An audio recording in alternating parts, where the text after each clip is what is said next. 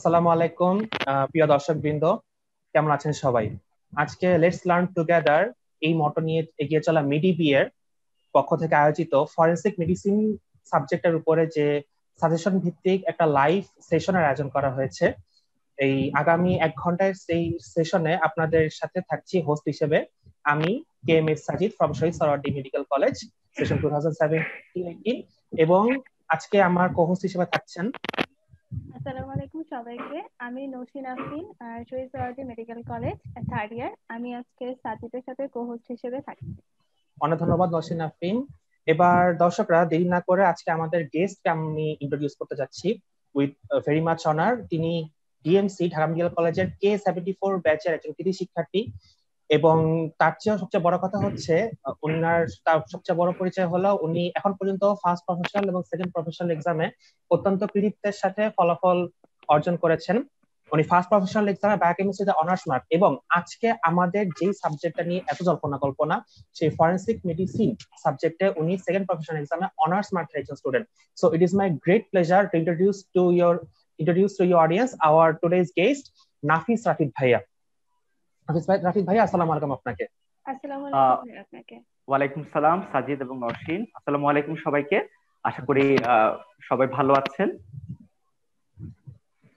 আচ্ছা, আমি নাফিস থেকে কোশ্চেন করার আগে নসিন আফরিন, আমি তোমাকে কোচ হিসেবে একটা কোশ্চেন করবো যে এই যে লকডাউন শুরু হলো মার্চের 12 তারিখ থেকে, এই গেল 7 থেকে 8টা মাস ফরেনসিক মেডিসিন বা কমিউনিটি মেডিসিন সাবজেক্টের সাথে তুমি কতটুকু টাচে ছিলা?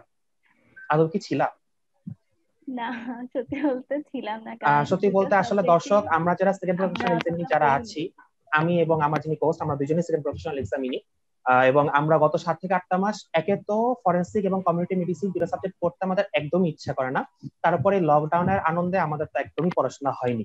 সেখানে আমার আমার আজকে আমাদের যিনি গেস্ট আছেন নাফিস রাফিদ ভাইয়া, সেখানে উনি ফরেনসিক মেডিসিনে অনার্স মার্ক অর্জন করেছেন। যদিও লকডাউন ছিল না, ওকে ফাইন, লকডাউন ছিল না, বাট স্টিল উনি একজন অনার্স মার্ক অর্জনকারী যে স্টুডেন্ট। তো আমি নাফিস রাফিদ ভাইকে প্রথম যে কোশ্চেনটা করবো যে ভাইয়া, অনার্স মার্ক অর্জন করতে একটা বিশাল অ্যামাউন্টের আগ্রহ থাকা দরকার একটা সাবজেক্টে। আপনি ফরেনসিক মেডিসিনের মতো একটা সাবজেক্টে কিভাবে এই ইন্টারেস্টটা গ্রো করতে সক্ষম হলেন? আচ্ছা, ধন্যবাদ সাজিদ। প্রথমে বলে রাখি যে বারবার একই কথাটা রিপিট করছো যে অনার্স মার্কধারী। ব্যাপারটা হচ্ছে আমি খুব সাধারণ একজন স্টুডেন্ট, এবং অনার্স মার্ক পাওয়ার জন্য খুব অসাধারণ কিছু হওয়া লাগে না অ্যাকচুয়ালি। আর যেটা তুমি বারবার বলছো, এবং প্রত্যেকটা ছাত্রছাত্রী প্রত্যেকটা মেডিকেল স্টুডেন্টের একই রকম সমস্যা, যে থার্ড ইয়ারের যে দুইটা সাবজেক্ট, হয়তোবা সাবজেক্ট গুলো অনেক বেশি ইম্পর্টেন্ট রিয়েল লাইফে বা বিভিন্ন এই যে সেই সাবজেক্টের সেক্টরে, কিন্তু আমাদের পড়তে অতটা ভালো লাগে না। আমাদের কমন প্রবলেম হচ্ছে পড়তে ভালো লাগে না, আমরা পড়ি না। তবে ব্যাপারটা যদি আমরা এভাবে চিন্তা করি, যেহেতু আমাদেরকে একটা প্রফেশনাল পরীক্ষা দিতে হবে, এবং সেই হিসেবে আমরা যদি পরীক্ষা ওরিয়েন্টেড প্রিপারেশন নিই, তাহলে পাশ করা এবং ভালো রেজাল্ট করা খুবই সহজ। আর হ্যাঁ, অবশ্যই সাবজেক্টটা পড়ি, তবে কিছু কিছু ক্ষেত্রে স্যারদের গাইডলাইন এবং তুমি নিজে যদি যতটুকু দরকার ততটুকু পড়তে পারো, সেক্ষেত্রে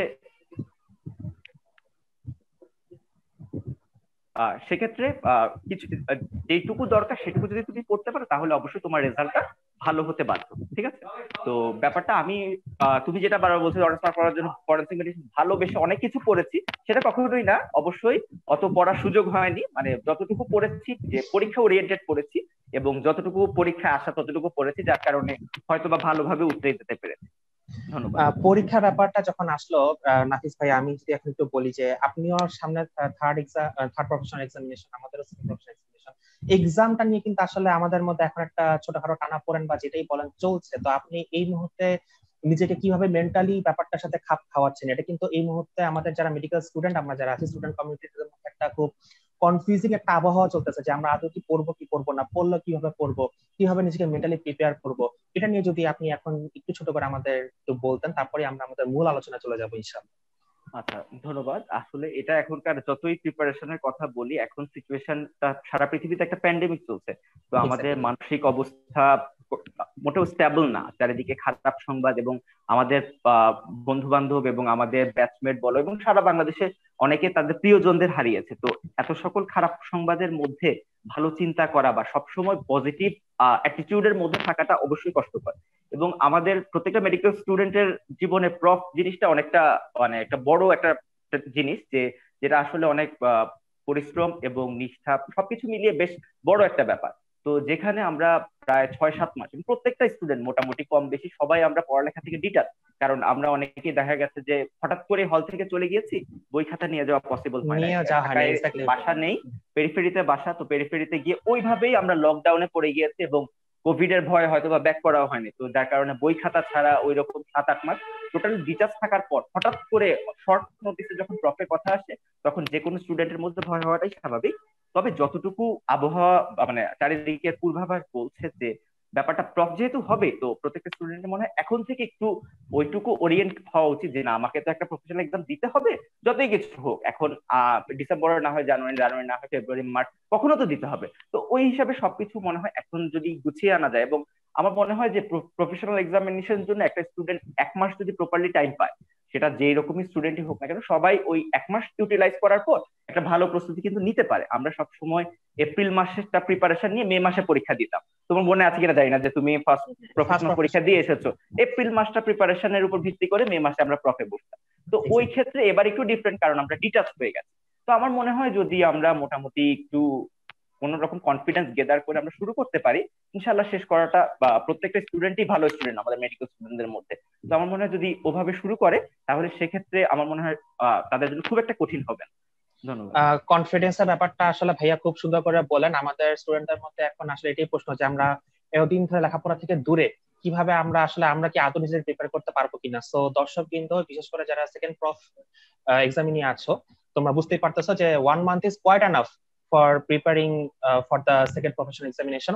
এখন ভাইয়া লাস্টে যে কথাটা বলেন গুছিয়ে আনার ব্যাপারটা, সেই গুছিয়ে আনা নিয়ে আজকে মিলি আপনার সাথে আমাদের কথাবার্তা।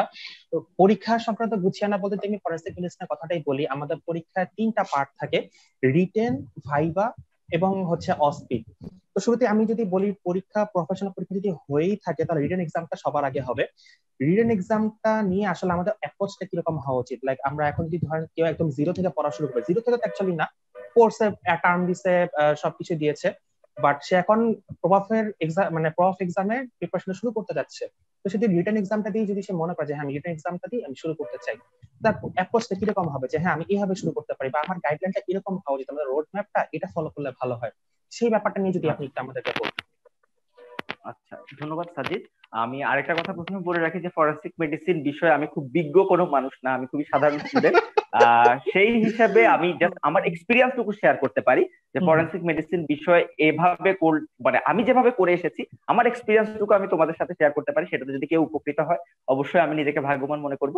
আর এর বেশি কিছু অ্যাড করা আমার মনে হয় আমার পক্ষ থেকে পসিবল হবে না, কারণ ব্যাপারটা হচ্ছে মানে আমাদের স্যাররা আছেন অবশ্যই ফরেনসিক মেডিসিনের, যারা ফরেনসিক মেডিসিন স্পেশালিস্ট, তো আমি তো ওরকম কিছু না। তো যে ক্ষেত্রে আমি জাস্ট আমার এক্সপিরিয়েন্স তোমাদের সাথে শেয়ার করতে। তুমি যেটা বললা যে আমাদের প্রথম পার্টটা হচ্ছে রিটেন, তো রিটেনের প্রিপারেশনটা যদি তুমি জানো যে আমাদের মেডিকেল প্রত্যেকটা প্রফের প্রত্যেকটা সাবজেক্ট প্রিপারেশনটাই আমরা মোটামুটি প্রিভিয়াস 5 ইয়ার্স কোয়েশ্চেন সলভ করার মাধ্যমে স্টার্ট করি। ফরেনসিক মেডিসিনের ক্ষেত্রে যদি আসো, ঢাকা ভার্সিটির আন্ডারে যে সকল মেডিকেল কলেজগুলো আছে তাদের কোয়েশ্চেনের জন্য অবশ্যই যে একটা বাজার থেকে একটা কোয়েশ্চেন ব্যাংক কিনে সেই কোয়েশ্চেন ব্যাংকে যে প্রশ্নগুলো আছে 5 ইয়ার্স কোয়েশ্চেন সলভ করাটা আমার মনে হয় মোর দেন এনাফ। যে 5 ইয়ার্স কোয়েশ্চেন যদি সলভ করা হয় তাহলে মোটামুটি ফুল আনসার করা যাবে, এবং হয়তোবা 2-1টা কোয়েশ্চেন প্রত্যেক বছর একটু নতুন আসে। ফরেনসিক মেডিসিনে যদিও ওইটা খুব কম, কমিউনিটি মেডিসিনে বেশি নতুন আসে, ফরেনসিক মেডিসিনে খুব একটা নতুন প্রশ্ন আসে না। তো সেক্ষেত্রে কোয়েশ্চেন ব্যাংক সলভ করাটা খুব মোটামুটি বেশ ভালো একটা প্রিপারেশন নিতে পারবে যদি কোয়েশ্চেন ব্যাংকটা প্রপারলি সলভ করে। এবং সেকেন্ড যেটা বলবো, যারা অন্যান্য বোর্ডে আছে তারা অবশ্যই স্ব বোর্ডের কোয়েশ্চেন প্যাটার্ন ফলো করে, সেখানে যদি নতুন প্রশ্ন আসে সেটা অবশ্যই তোমরা জানবে যে ওই বোর্ডের কোয়েশ্চেন প্যাটার্ন কেমন। আমি ঢাকা ভার্সিটির যেহেতু স্টুডেন্ট, আমি ঢাকা ভার্সিটির ক্ষেত্রে বলতে পারি যে ফরেনসিক মেডিসিন মোটামুটি question bank 5 years question solve করলে কমন পড়ছে। তো সেক্ষেত্রে কোয়েশ্চেন ব্যাংক সলভ করাটা অবশ্যই ফার্স্ট স্টেপ হওয়া উচিত রিটেন প্রিপারেশনের জন্য। সেক্ষেত্রে আরেকটা শর্টকাট আমি বলতে চাইবো যে ঢাকা মেডিকেল কলেজে টিচাররা, তুমি জানো যে সব প্রফেশনাল পরীক্ষায় প্রশ্নের করার সাথে জড়িত থাকে, এবং ঢাকা মেডিকেল কলেজের 2টা টার্ম কোশ্চেন ফরেনসিক মেডিসিন রিটেনের জন্য ভেরি ভেরি ইম্পর্টেন্ট। তো 5 ইয়ার্স কোয়েশ্চেন প্লাস যদি তোমাদের ফ্রেন্ডদের থেকে ঢাকা মেডিকেল কলেজের ফ্রেন্ড যারা আছে তাদের থেকে ফার্স্ট টার্ম এবং সেকেন্ড টার্মের 2টা কোয়েশ্চেন কালেক্ট করে যদি তোমরা সলভ করো, আমি মনে হয় আশা করি রিটেনের প্রিপারেশনটা তোমরা প্রপার একটা প্রিপারেশন নিয়ে পরীক্ষার হলে যেতে পারবা, এবং অবশ্যই প্রশ্নটা কমে আসবে, এবং অল্প জিনিস পড়ে গেলে মোটামুটি তোমার জিনিসটা আমাদের প্রবলেম তো ভুলে যাই আমরা, তাই না? ফরেনসিক মেডিসিন, কমিউনিটি মেডিসিন ভুলে যাওয়াটা, তো মোটামুটি অতটুকু একটা লেভেলে পড়লে যে মনে হয় আমরা ভুলে যাওয়াটাকে একটু কমিয়ে আনতে পারবো। ধন্যবাদ স্যার। জি, আপনি বললেন যে একটু কমিয়ে আনার ব্যাপারটা, সেই কমিয়ে আনার ব্যাপারটা নিয়ে আমি আসলে আপনাকে আরেকটু বিরক্ত করবো নাফিস ভাইয়া। যে কমিয়ে আনার কথা যদি বলি, আমাদের তো আজকে ফরেনসিক মেডিসিনের অনেক ভ্যাস্ট একটা সিলেবাস, তারপর আমি যদি আপনাকে একটু হাইলাইট করতে চাই, আমাদের ফরেনসিক মেডিসিনের দুটা খুব বড় বড় টপিক হচ্ছে ওন্স, ওয়েপন্স আর হচ্ছে আইডেন্টিফিকেশন। আমি যদি প্রথমে সবচেয়ে ভয়ের জিনিসটা নিয়ে আলোচনা করি, ফরেনসিক মেডিসিনটা কিছু কিছু ক্ষেত্রে একটু ভয়ের, কিছু হরর মুভি রিলেটেড। তার মধ্যে ওন্স এবং ওয়েপন্স আমার কাছে মনে হয় যে হ্যাঁ একটু বেশি হরর টাইপ বা একটু ভয়ের ব্যাপার, এবং এখানে কিছু ভয়ঙ্কর ভয়ঙ্কর প্রশ্নও আছে। তো ভাই এখান থেকে যদি আপনি একটু ফোকাস করেন যে এখান থেকে আসলে এত ফাস্ট পড়া, এত ছোট ছোট ডিটেইলে কিছু কোশ্চেন থাকে, তার মধ্যে থেকে প্রফের জন্য আমরা কোন জায়গাগুলোকে একটু আলাদা করে নিব, যে হ্যাঁ এই কোশ্চেন গুলো আসলে আমরা একটু দেখে গেলে প্রফের জন্য বা রিটেনের জন্য স্পেশালি আমাদের খুব বেশি সুবিধা হয়, সেটা যদি আপনি এখন একটু বলতেন। আচ্ছা, ধন্যবাদ তুমি তোমার প্রশ্নটির জন্য। তো তুমি যে টপিকটা দিয়েছো, আসলে আমি এই ক্ষেত্রে আমার একটা এক্সপিরিয়েন্স শেয়ার করতে চাই যে আমরা যখন ফরেনসিক মেডিসিনটা শুরু করি তখন আসলে আসলে মাথায় একটা থ্রিলিং এক্সপিরিয়েন্স থাকে আমাদের, যে আমরা প্রথম অটোপসি দেখতে যাব। ঢাকা মেডিকেল কলেজে আমাদের ঢাকা মেডিকেল কলেজের মর্চুয়ারি আছে, আমরা সেখানে অটোপসি দেখেছি, এবং অন্যান্য মেডিকেল কলেজও আমাদের এখানে এসে অটোপসি দেখে। তো সেক্ষেত্রে অটোপসি দেখা বা মর্চুয়ারিতে যাব, সেক্ষেত্রে এটা মোটামুটি বেশ একটা থ্রিলিং এক্সপিরিয়েন্স, যেটা আসলে আমরা সবসময় মুভি সিরিজ যেটা বলছো যে সবসময় ওখানে দেখে অভ্যস্ত। তো এটা অবশ্যই একটা প্লাস পয়েন্ট বলবো যে ফরেনসিক মেডিসিন এই কারণে হলেও আমি একটু থ্রিল্ড হয়েছি। অবশ্যই যে সাবজেক্টটা পরবর্তীতে কেমন লেগেছে সেটা বলছি না, যে এই ব্যাপারটা আমাকে বেশ মানে আলোড়িত করেছে, যে অটোপসি দেখছি এবং এক একটা ডেড বডি দেখে আমাদের শিক্ষক বৃন্দ কজ অফ ডেথ যেভাবে আইডেন্টিফাই করতে পারছে, তো সেই ব্যাপারটা বেশ থ্রিলিং অবশ্যই। তো তুমি যে প্রথমে যে টপিকটা বললা যে উইপন এবং উন্স, অবশ্যই এটা একটা ভাস্ট টপিক, এবং আমরা অবশ্যই রিটেনের পাশাপাশি সেই সাথে ভাইভা প্রিপারেশনটাও শুরু করব। জি। তো ভাইভাতে তুমি জানো যে উন্স আলাদা একটা বোর্ড থাকে। আমাদের ফরেনসিক মেডিসিন ভাইভাতে দুইটা বোর্ড থাকে। একটা বোর্ড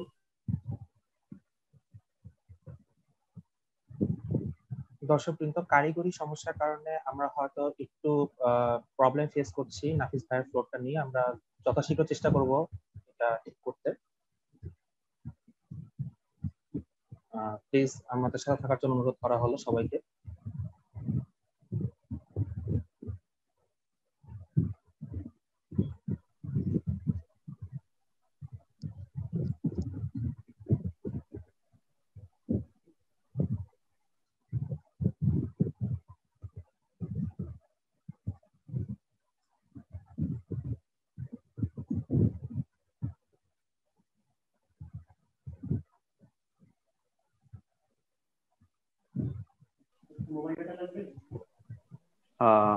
আমাকে কি শোনা যাচ্ছে? হ্যাঁ ভাইয়া, এখন আমরা আপনাকে শুনতে পাচ্ছি। এখন কন্টিনিউ করতে। আমি আন্তরিকভাবে দুঃখিত যে হঠাৎ ডিসকানেক্ট হয়ে গিয়েছিলাম। সাজিদ, আমি কোথা থেকে শুরু করবো? আমি দুঃখিত যে আচ্ছা, আপনি বলছিলেন যে আমরা ওয়ার্ডস এবং ওয়েপন্স একই সাথে রিটেন এবং ভাইভা দুইটাই একসাথে প্রিপেয়ার করতে পারি, তো সেটা কি হবে? ধন্যবাদ তোমাকে। আমরা সেক্ষেত্রে আমাদেরকে অবশ্যই এই টপিকটা যেহেতু আলাদা একটা বোর্ড কভার করবে, এবং এই বোর্ডটার ক্ষেত্রে আমাদের মোটামুটি দুইটা বোর্ডে আলাদা আলাদাভাবে পাস করতে, আমাদের পাস মার্ক তুলতে হয়, তাই তো? এটা তো জানো যে আমরা যতই প্রথম একটা সাবজেক্টে প্রথমে পাস করাটাই টার্গেট হবে। তো সেক্ষেত্রে উইপন বোর্ডটাতে ম্যাক্সিমাম কোয়েশ্চেনটা তোমার উইপন এবং উন রিলেটেড হয়। তো রিটেনের পাশাপাশি আমরা যদি আরেকটু ভালো করে পড়তে পারি তাহলে আমাদের ভাইভার প্রিপারেশনটা সেক্ষেত্রে হয়ে যাবে। তো প্রথমে যে উইপন, প্রথম যে উইপন রিলেটেড জিনিসটা টোটালি ভাইবার জন্য, যে উইপন থেকে তো আমাদের রিটেন তেমন কোনো কোয়েশ্চেন আসে না। তো সেক্ষেত্রে প্রথমে একটা বোর্ডে যখন অনেকগুলা ইনস্ট্রুমেন্ট সাজানো থাকে, তো প্রথম কোয়েশ্চেনে টিচারদের হয় যে টেবিলে সাজানো জিনিসগুলোকে তুমি কি বলবা? তো অবশ্যই সেক্ষেত্রে বলতে হয় যে এখানে অনেকগুলো মেকানিক্যাল ইনস্ট্রুমেন্ট সাজানো আছে, মেকানিক্যাল ইনস্ট্রুমেন্ট। তো এই জায়গায় স্টুডেন্টরা মোস্টলি যে ভুলটা করে, তারা মেকানিক্যাল ইনস্ট্রুমেন্ট না বলে ডিরেক্টলি উইপন বলে দেয়। কারণ আমরা এখন সবসময় উইপন বলে চিনছি, যে একটা নাইফ, একটা ড্যাগার, একটা আলাদা ব্লেড, আমরা এটাকে উইপন হিসেবে পড়ছি, তাই না? উইপন এন্ড উন্স চ্যাপ্টারের মধ্যে পড়ছি। কিন্তু পরীক্ষার ভাইভা কোশ্চেনটা যখন হবে যে এগুলো কি, তখন আনসারটা হবে দিস আর মেকানিক্যাল ইনস্ট্রুমেন্ট। তাহলে টিচাররা কোশ্চেন করতে পারে যে কেন মেকানিক্যাল ইনস্ট্রুমেন্ট বলছো? তখন আনসারটা এরকম হয় যে when these instruments will cause any wound, then it will be called weapon. তার মানে হচ্ছে উইপন বলতে হলে তাকে কোনো একটা wound অবশ্যই করতে হবে। কারণ নর্মালি কিচেন নাইফটা কি কাজে ইউজ হয়? কিচেন নাইফের আলাদা একটা ইউজ আছে, ড্যাগারের আলাদা একটা ইউজ আছে, ব্লেডের আলাদা ইউজ আছে। যখন এটা দিয়ে কোনো একটা উন্ড করা হবে, সেটা অ্যাব্রেশন হতে পারে বা আদার ইনসাইড উন্ড যেটাই হোক না কেন, সেটা যখন কোনো একটা উন্ডের ক্ষেত্রে ইউজ হবে তখন সেটা উইপন। ঠিক আছে, তাহলে মেকানিক্যাল ইনস্ট্রুমেন্ট এবং উইপন এই দুইটা জিনিস স্টুডেন্টদের অবশ্যই মাথায় রাখতে হবে। আর আরেকটা জিনিস সাজিদ যেটা বলছো যে ফরেনসিক মেডিসিনটা ভালো লাগে না, যার কারণে হয়তো আমরা আগ্রহ নিয়ে পড়ি না, কিন্তু আমাদের টিচারদের কিছু স্পেসিফিক কোয়েশ্চেন আছে, প্রত্যেকটা মেডিকেল কলেজে আমাদের ওই কোয়েশ্চেন গুলা কালেক্ট করে এবং ওই টিচার কি শুনতে চায় সেটা প্রিপারেশন নেওয়াটা অন্য সাবজেক্ট ক্ষেত্রে কতটুকু ইম্পর্টেন্ট আমি জানি না, বাট ফরেনসিক মেডিসিনে খুব বেশি ইম্পর্টেন্ট। কারণ দেখা যায় যে অল্প একটা ইনফরমেশন এদিক ওদিক হওয়ার কারণে অথবা সার্কুলার ভ্যারি করার কারণে ইভেন ফেল পর্যন্ত হয়ে যেতে পারে। তো সবসময় এটা ওয়াইজ যে তোমার ভাইবা বোর্ডে কোন টিচার থাকবে সেটা জেনে তোমাকে ভাইবা দিতে যেতে হবে এবং তোমার প্রিপারেশনটা অবশ্যই সে ওরিয়েন্টেড হবে। তাহলে যদি আমি প্রথমে শুরু করি, যে প্রথমে কিছু ডেফিনিশন আছে এই চ্যাপ্টারে, যে উন, ট্রমা, অ্যাসল্ট, ব্যাটারি। তো সেই ক্ষেত্রে এই ডেফিনিশন গুলা, হ্যালো, হ্যাঁ ভাইয়া শোনা যাচ্ছে আপনাকে। শোনা, ওকে। প্রথমে কিছু ডেফিনিশন আছে, যে ডেফিনিশন গুলো হচ্ছে উন, ট্রমা, অ্যাসল্ট, ব্যাটারি। এই টাইপের ডেফিনিশন গুলা টিচাররা হয়তো বা ভাইভা স্টার্ট করার, তুমি ধরো তোমাকে একটা তোমার পছন্দ মতো একটা মেকানিক্যাল ইনস্ট্রুমেন্ট তুলতে বললো, তুমি ওটাকে অ্যাজ এ উইপন ডিফাইন করলা। ডিফাইন করার পর ওনারা ওই রিলেটেড কিছু কোয়েশ্চেন করবে, যেটা কমন কোয়েশ্চেন হচ্ছে যে ওই উইপনটা দিয়ে কি কি ইনজুরি হতে পারে, কি কি ইনজুরি করা পসিবল। তো ওই টাইপের একটা প্রশ্ন তোমরা যে কোনো যেই উইপন গুলা তোমাদের অবশ্যই পাঠ্য, সেগুলোর উপরে আলাদা একটা নোটস করে রেডি করে নিয়ে যাও, এবং সেটা অবশ্যই তোমাদের টিচাররা কোনটা শুনতে চান সেটার উপর ভিত্তি করে, তাহলে অবশ্যই তোমরা প্রথম প্রশ্নটা ইজিলি উত্তরে যেতে পারবা। এরপরে কিছু ডেফিনেশন জিজ্ঞেস করতে পারবে, যেমন তুমি উন্স বলছো, তাহলে হোয়াট ইজ উন, ডিফাইন উন, define trauma, define assault, define battery. এই টাইপের কিছু ডেফিনেশন সবাইকে সবকিছু জিজ্ঞেস করবে না, যে কোনো একটা ডেফিনেশন তুমি ফেস করতে পারো। এবং ফরেনসিক মেডিসিনের ক্ষেত্রে এই জিনিসটা হয়তোবা আমারও খুব খারাপ লাগে, আমি হয়তোবা বলা এভাবে ঠিকও হবে না যে প্রত্যেকটা স্টুডেন্টের খারাপ লাগে যে হুবহু ডেফিনেশন বলতে হয়। এটা আমাদের জন্য খুবই আসলে একটা মানে বাজে এক্সপেরিয়েন্স হয়, যে এতগুলা ডেফিনেশন হুবহু বইয়ের মতো করে মুখস্থ রাখা এবং পরীক্ষায় প্রডিউস করাটা একটু টাফ। তো অবশ্যই কিছু করার নাই, যে এক একটা সাবজেক্টের এক একটা নিয়ম বলতে পারো। তো ওই নিয়মের গণ্ডিতে কিছু ইম্পর্টেন্ট ডেফিনেশন যেগুলো না পারলে হয়তোবা ফেল হয়ে যেতে পারে, তো সেই ডেফিনেশন গুলো আমি সাজেস্ট করবো তোমরা যদি একটা বা দুইটা পেজে লিখে ফেলো, তাহলে ভাইবার আগে তোমাদের ইজি হবে। বইয়ে ছড়িয়েছে যে অসংখ্য ডেফিনেশন রিটার্নের জন্য করছো, কিন্তু ভাইবায় তুমি যদি খুঁজে বের করো, আমার মনে হয় 20 ডেফিনেশন যেটা তোমার জন্য ইম্পর্টেন্ট, যেটা তোমাকে অবশ্যই বলতে হবে, পারতেই হবে। যেমন define forensic medicine, what are the branches of forensic medicine branch গুলোর ডেফিনেশন। ওই জিনিসগুলোতে ভুল করলে টিচাররা আসলে পরে সুযোগ দিতে চান না। তো আমাদেরকে প্রথমে ভালো মার্কস পাচ্ছি কি পাচ্ছি না সেটা পরে, আগে আমার পাসটা সিকিউর করার জন্য এই জিনিসগুলো ভুল করা যাবে না। তো তোমরা যারা আমাকে শুনছো, তো প্রথমে এই জিনিসগুলো ফিক্স করতে হবে যে তোমার পাস করার জন্য কি কি দরকার। কারণ ওই যে জিনিসটা আমরা এখন 8 মাস অলরেডি ডিটাচ এবং অনেক কিছু ভুলে গেছি, এখন এত কিছু গুছিয়ে আনাটা টাফ। তাহলে কোন জিনিসটা তোমরা প্রথমে ফোকাস করবা, তোমরা সেই ইনফরমেশন গুলা, সেই পড়ালেখা গুলোর মধ্যে ফোকাস করবা, যেটা তোমাকে অবশ্যই পারতে হবে এক্সাম হলে, এবং যেটার জন্য তোমার মার্কস কোনো হবে না। যে সাপোজ আমি ডিফাইন কোন একটা টিচারের উপর প্রশ্ন করে, এইটাতে যদি তুমি মানে একটু আমতা আমতা করে বলতে চাও বা নিজের ভাষায় বুঝিয়ে বলতে চাও, অবশ্যই সেটা ভালো। তুমি একটা জিনিস বুঝেছো, বুঝে টিচারকে যদি বুঝাতে চাও, আসলে ফরেনসিক মেডিসিন এই ক্ষেত্রে ওগুলো অ্যাকসেপ্টেবল না।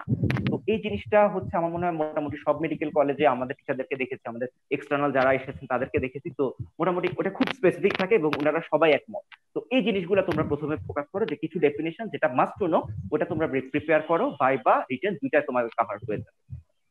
এরপর যদি আমি আসি ক্লাসিফিকেশন অফ উন্ডে, যে বই একটা ক্লাসিফিকেশন দেওয়া আছে অবশ্যই, যে অবশ্যই যে আমরা যেটার আন্ডারে বলি যে wounds caused by blunt weapon and sharp cutting weapon, আমরা ওইভাবে তুমি ক্লাসিফাই করতে পারো, এটা কোনো সমস্যা নেই।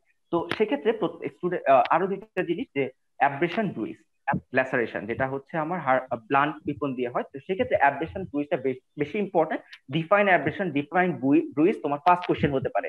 এবং সাপোজ তুমি কোনো একটা উইপন ডেসক্রাইব করার পরে তুমি বলেছো যে abrasion may be caused by this weapon, যে এই উইপনটা দিয়ে অ্যাব্রেশন হতে পারে। ওই ক্ষেত্রে তোমাকে ডিফাইন অ্যাব্রেশন বলতেই পারে, এবং ওই সময় তুমি যদি অ্যাব্রেশনের ডেফিনেশনটা হুবহু মানে সুন্দর মতো না বলতে পারো, তোমার ইমপ্রেশনটা খারাপ হয়ে যাবে এবং টিচাররা দেখা যাবে যে বিরক্ত হয়ে পরবর্তীতে অগোছালো কোশ্চেন করবে। তোমার যে ট্র্যাকটা, তুমি মেইন ট্র্যাক থেকে বের হয়ে চলে আসবা। তো প্রিপারেশনের জন্য খুব বেশি পড়ার চেয়ে বেশি ইম্পর্টেন্ট তোমার ভাইবা বোর্ডে তুমি মোটামুটি একটা পজিটিভ অ্যাটিটিউডে থাকা এবং কনফিডেন্স থাকা। টিচাররা তোমার কনফিডেন্সটা দেখতে চান, যে তোমাকে একটা আনকমন কোশ্চেন করলো, কিন্তু ওই আনকমন কোশ্চেনটা তুমি কিভাবে অ্যাটেম্প করছো সেটা বেশি ইম্পর্টেন্ট। কারণ আমরা এতগুলা জিনিস পড়ে ভাইবা পরীক্ষা দিতে যাই এবং আমাদের শিক্ষকরাও জানেন যে এতগুলা জিনিস মনে রাখাটা কষ্টকর। কিন্তু তুমি যদি একটা জিনিস আগে পড়ে থাকো এবং ওই জিনিসটা যদি তোমার জন্য টাফও হয়, একটু হায়ার লেভেলেরও হয়, তোমার অ্যাপ্রোচটা দেখে টিচাররা বুঝতে পারেন যে স্টুডেন্টটা ওই জিনিসটা সম্বন্ধে জানে কিনা বা পটেনশিয়াল আছে কিনা। তো ওইটা ইম্পর্টেন্ট, যে একটা জিনিস যদি খুব কঠিন জিনিস ভুলে গেছো, অ্যাটিটিউডটা যাতে পজিটিভ থাকে, তুমি যাতে কনফিডেন্ট থাকো, ঘাবড়ে যাওয়া যাবে না। এবং একটা প্রশ্ন ভুল হওয়ার পর সেকেন্ড আরেকটা সুযোগ তুমি পাবা, অবশ্যই সেই সুযোগটা কাজে লাগাতে হবে। সেটা তুমি যদি নার্ভাস হয়ে যাও তাহলে দেখা যাবে ব্ল্যাঙ্ক হয়ে যাবে, থট ব্লক হয়ে যাবে, তো সেক্ষেত্রে আর আনসার নাও করতে পারো।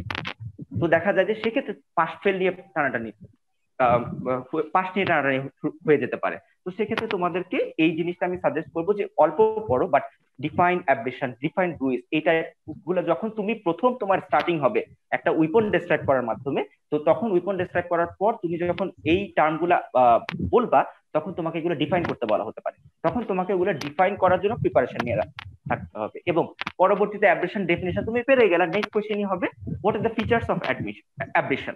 তো ফিচার্স অফ অ্যাব্রেশনের পরে চলে আসবে medico legal importance of abrasion. আমাদের টিচাররা খুব একটা প্রশ্ন করেন যে তোমরা সবাই জানো যে গ্রিভিয়াস হার্ট, আমাদের 8টা পয়েন্ট আছে, যে 8টা পয়েন্ট গ্রিভিয়াস হার্টে ইনক্লুড করি। তো বলতে স্যারা বলতে পারেন যে অ্যাব্রেশন, তুমি বলছো যে একটা সুপারফিশিয়াল ইনজুরি, এই অ্যাব্রেশনটা কি এটা কি একটা গ্রিভিয়াস হার্ট হতে পারে, যে এটা কি অ্যাব্রেশন কখনো গ্রিভিয়াস হার্টের মধ্যে পড়তে পারে? তো আনসারটা কি হবে? তো আনসারটা অবশ্যই ইয়েস হবে। যে আমাদের স্যার এভাবে বলেন, যেমন ওখানে যে পয়েন্টস গুলো আছে, পয়েন্টস এর মধ্যে তুমি যদি কোনো একটা মডেল, যিনি তার আর্নিং ব্রেড এন্ড বাটারটা হচ্ছে তার হচ্ছে অবশ্যই বিউটির, তার ওক্ষেত্রে অনেক ইম্পর্টেন্ট একটা ফ্যাক্টর, সেক্ষেত্রে তুমি যদি স্ক্র্যাচ করো বা নেইল স্ক্র্যাচ করে তাকে আপডেট করে তার ফেসেরটা শেপটা তুমি চেঞ্জ করে দাও, তো সেক্ষেত্রে সেটা তার জন্য অবশ্যই গ্রিভিয়াস হার্ট। অবশ্যই সাধারণ মানুষের ক্ষেত্রে গ্রিভিয়াস হার্ট হবে কি হবে না সেটা চিন্তা করতে হবে, কিন্তু ওরকম একটা পার্সনের ক্ষেত্রে তুমি যদি করো সেটা গ্রিভিয়াস হার্ট বলে অবশ্যই সেটা কাউন্ট হবে। এবং আরেকটা আনসার বলতে পারো তোমরা যে অবশ্যই আইতে, আমাদের আইতে যদি তুমি কোনো কারণে কোনো একটা পয়েন্টেড উইপন দিয়ে কিছু করতে যাও, তো এখানে সিম্পল একটা অ্যাব্রেশন তোমার আইসাইট লস হয়ে যেতে পারে। তো অবশ্যই যে ওটাও তোমার গ্রিভিয়াস হার্টের মধ্যে পড়বে। তো সেক্ষেত্রে এই ব্যাপারগুলা তোমাদেরকে সিকোয়েন্সিয়ালি, যেমন অ্যাব্রেশনটা থেকে যদি প্রশ্ন হয়, এই ধাপে ধাপে ধাপে ধাপে ফোর্থ কোয়েশ্চেনটা তুমি যদি অ্যাটেম্প করতে পারো, তুমি যদি আনসার করতে পারো, ভালো মার্কস পাবা। First define abrasion, features of abrasion, medico legal importance of abrasion, এই জিনিসগুলো তোমার পাশের জন্য খুব ইম্পর্টেন্ট। এরপর টিচাররা তোমাকে আরো কিছু হায়ার লেভেলের কোয়েশ্চেনে যেতে পারে। তো ওইটা তোমার অবশ্যই যারা যারা অবশ্যই আমার চেয়ে ভালো স্টুডেন্ট ম্যাক্সিমাম, তো তারা অবশ্যই জিনিসগুলো জানে যে টেক্সট বইটা পড়া থাকলে, সাবজেক্ট লেকচার গুলো পড়া থাকলে, তো ওই জিনিসগুলো তোমরা পারবা। বাট আমি টার্গেট করছি যাদের অ্যাকচুয়ালি মেইন পাঁচটা দরকার, তো কোন কোন জিনিসগুলো মিস করলে তোমাদের পাঁচটা নিয়ে প্রবলেম হতে পারে, আমি সেটাতে ফোকাস করার চেষ্টা করছি। ওকে, তো এরপর এখানে আরেকটা প্রশ্ন আছে যেটা বইয়ে দেখবা যে রেডিতেই আছে, যে সিকোয়েন্স অনুযায়ী যে একটা অ্যাব্রেশন দেখে তুমি কি এইজটা বলতে পারো কিনা, যে এটা কতদিন আগে হয়েছে, এরকম একটা। তাহলে ওখানে আমাদের একটা প্রশ্ন আছে এরকম, যে ডিফারেন্ট কালার্স দেখে আমরা আইডেন্টিফাই করতে পারি, ঠিক আছে? তো এই জিনিসটা আমরা করতে পারি। এরপর আমি ব্রুইজটার সাথে সাথে বলে আসলাম সেম ডিফাইন ব্রুইজ, ক্যারেক্টারিস্টিক্স এবং মেডিকো লিগ্যাল ইম্পর্টেন্স অবশ্যই লাগবে। এবং এখানে যেটা ব্রুইজ থেকে কিছু স্পেশাল টাইপের কোয়েশ্চেন থাকে, যেমন তোমাকে প্রশ্ন করা হতে পারে যে অ্যাব্রেশন ব্রুইজ দুইটাই তুমি বলছো, যে এটার মধ্যে কোনটা মোর ডেঞ্জারাস, এটা প্রশ্ন হতে পারে। যে অবশ্যই ব্রুইজটা ডেঞ্জারাস, কারণ ব্রুইজটা ইটারনাল হেমোরেজ হতে পারে অনেক ক্ষেত্রে, যেটা কনসিভ থাকতে পারে, কনসিভ পার্টটা হতে পারে, তো এটা মেবি ডেথ হয়ে যেতে পারে কোনো কিছু কিছু ক্ষেত্রে। তো সেটা তোমাকে অবশ্যই মাথায় রাখতে হবে। এই প্রশ্নগুলা একটু কম্প্রিহেন্সিভ টাইপ অফ কোয়েশ্চেন গুলা তোমাকে টিচাররা কখনোই ফার্স্টে করবে না। তুমি গেলা বসলা এরকম একটা প্রশ্ন, তুমি এই আরেকটা জিনিস যদি খেয়াল করো যে এই কম্প্রিহেন্সিভ কোয়েশ্চেন গুলো কিন্তু ইজি, এবং এগুলো আনসারটা কাইন্ড অফ মোর ফান, যে আমি একটা বুঝে আনসার করতে পারছি। কিন্তু সেই সুযোগটা টিচাররা তোমাকে তখনই দিবে যখন তুমি কিছু ডেফিনিশন এবং কিছু কাইন্ড অফ মেমোরাইজিং টেন্ডেন্সিটা শো করতে পারবা যে তুমি ডেফিনিশন পেরেছো, ফিচার্স পেরেছো, আচ্ছা তোমাকে তাহলে এই প্রশ্নটা করা যায়, এবং সৃজনশীল প্রশ্নগুলো এর পরে শুরু হবে আর কি। হ্যাঁ ইয়াস, এবং ক্রিয়েটিভ টাইপ অফ এই কোয়েশ্চেন গুলো আনসার করাটা বেশ মজার। ওকে, এরপর আরো কিছু ব্রুইস থেকে আরো কিছু প্রশ্ন আছে, যেমন ব্রুইস হাইপোস্টেসিস এর ডিফারেন্স, ব্রুইস কনজেশনের ডিফারেন্স, এই ডিফারেন্স গুলো তোমরা বইয়ে পেয়ে যাবা। ডিফারেন্স গুলো করলে দেখো যে রিটেনের জন্য আমরা কিন্তু 8টা 10টা বিশাল বিশাল ডিফারেন্স পড়ি, কিন্তু ভাইভাতে তুমি জাস্ট টিচার এত টাইম নাই ওনাদের যে পুরোটা শুনবে, তুমি মেইন একটা বা দুইটা ডিফারেন্স তোমার মুখ থেকে বের হওয়ার পর স্টপ করে দিবে, এবং ওই কোয়েশ্চেনটা করার জন্য তোমার যে মার্কসটা বরাদ্দ থাকবে এবং টিচাররা কিন্তু ওইটা দিয়ে দেন, তুমি পরবর্তীতে যখন রেজাল্ট পাবো তখন বুঝতে পারবে যে আমাকে তো টিচার আনসার করতে দিল না, তাহলে কি আমি মার্কস পাবো? হ্যাঁ অবশ্যই দেখা যাচ্ছে যে এটাকে তোমাকে থামিয়ে দিয়ে টিচার অন্য কোয়েশ্চেনে চলে গেছে, দেখা যাচ্ছে এটা ফুল মার্কস তুমি পাচ্ছ, এবং ভাইভাতে তখন একটা ভালো মার্কস চলে আসে। এবং এক্ষেত্রে আরো কিছু প্রশ্ন আছে, যেমন ট্রামলাইন ব্রুইস কি। আরেকটা প্রশ্ন আছে এই যেটা প্রশ্ন করা হয়, তুমি যদি রোপ ধরো এবং জানো যে আরেকটা উডেন রোলার থাকে, এখন প্রশ্ন করতে পারেন যে ব্রুইস তুমি একটা ব্রুইস উডেন রোলার দিয়ে হলো কিনা রোপ দিয়ে হলো, তুমি কিভাবে ডিফারেন্সিয়েট করতে পারবে? কারণ ব্রুইসের ক্যারেক্টারিস্টিক অলমোস্ট সেম। তো এই ক্ষেত্রে এটার আনসার কি হবে? এটা অবশ্যই 3-4টা তোমাকে অবশ্যই, যে তুমি যদি রোপ ধরো তোমাকে রোপের ক্যারেক্টারিস্টিক বলার পর এবং তার যেই তোমার ইনজুরি গুলা বলার পর তোমাকে অবশ্যই হ্যাঙ্গিং এ চলে যাবে, হ্যাঙ্গিং এর ডেফিনিশন এবং ওই প্রশ্নগুলো যেটা তোমার ভায়োলেন্ট অ্যাসফিক্সিয়াল ডেথ এর মধ্যে ইনক্লুড করে। তো ওই জায়গা থেকে আসার পর তোমাকে এরকম একটা কম্প্রিহেনসিভ কোয়েশ্চেন করতে পারে যে কিভাবে তুমি ডিফারেন্সিয়েট করতে পারো। ডিফারেন্সিয়েট করাটা ইজি, তুমি চিন্তা করো যে রোপটা যেহেতু ফ্লেক্সিবল, তাহলে রোপটা আমাদের বডি কার্ভেচার ফলো করবে। আমরা যদি কাউকে দড়ি দিয়ে বা চাবুক দিয়ে মারি, সেটা তার হচ্ছে সব সারফেস কভার করে যাবে, মোর দেন ওয়ান সারফেস কভার করবে। অথবা তুমি বলতে পারো বডি কার্ভেচারটাকে ফলো করবে। আর উডেন রোলার দিয়ে কিন্তু সেটা হবে না, স্ট্রেট কাট যে জায়গায় বাড়িটা লাগছে ওই জায়গায় তোমার ব্রুইসটা হবে।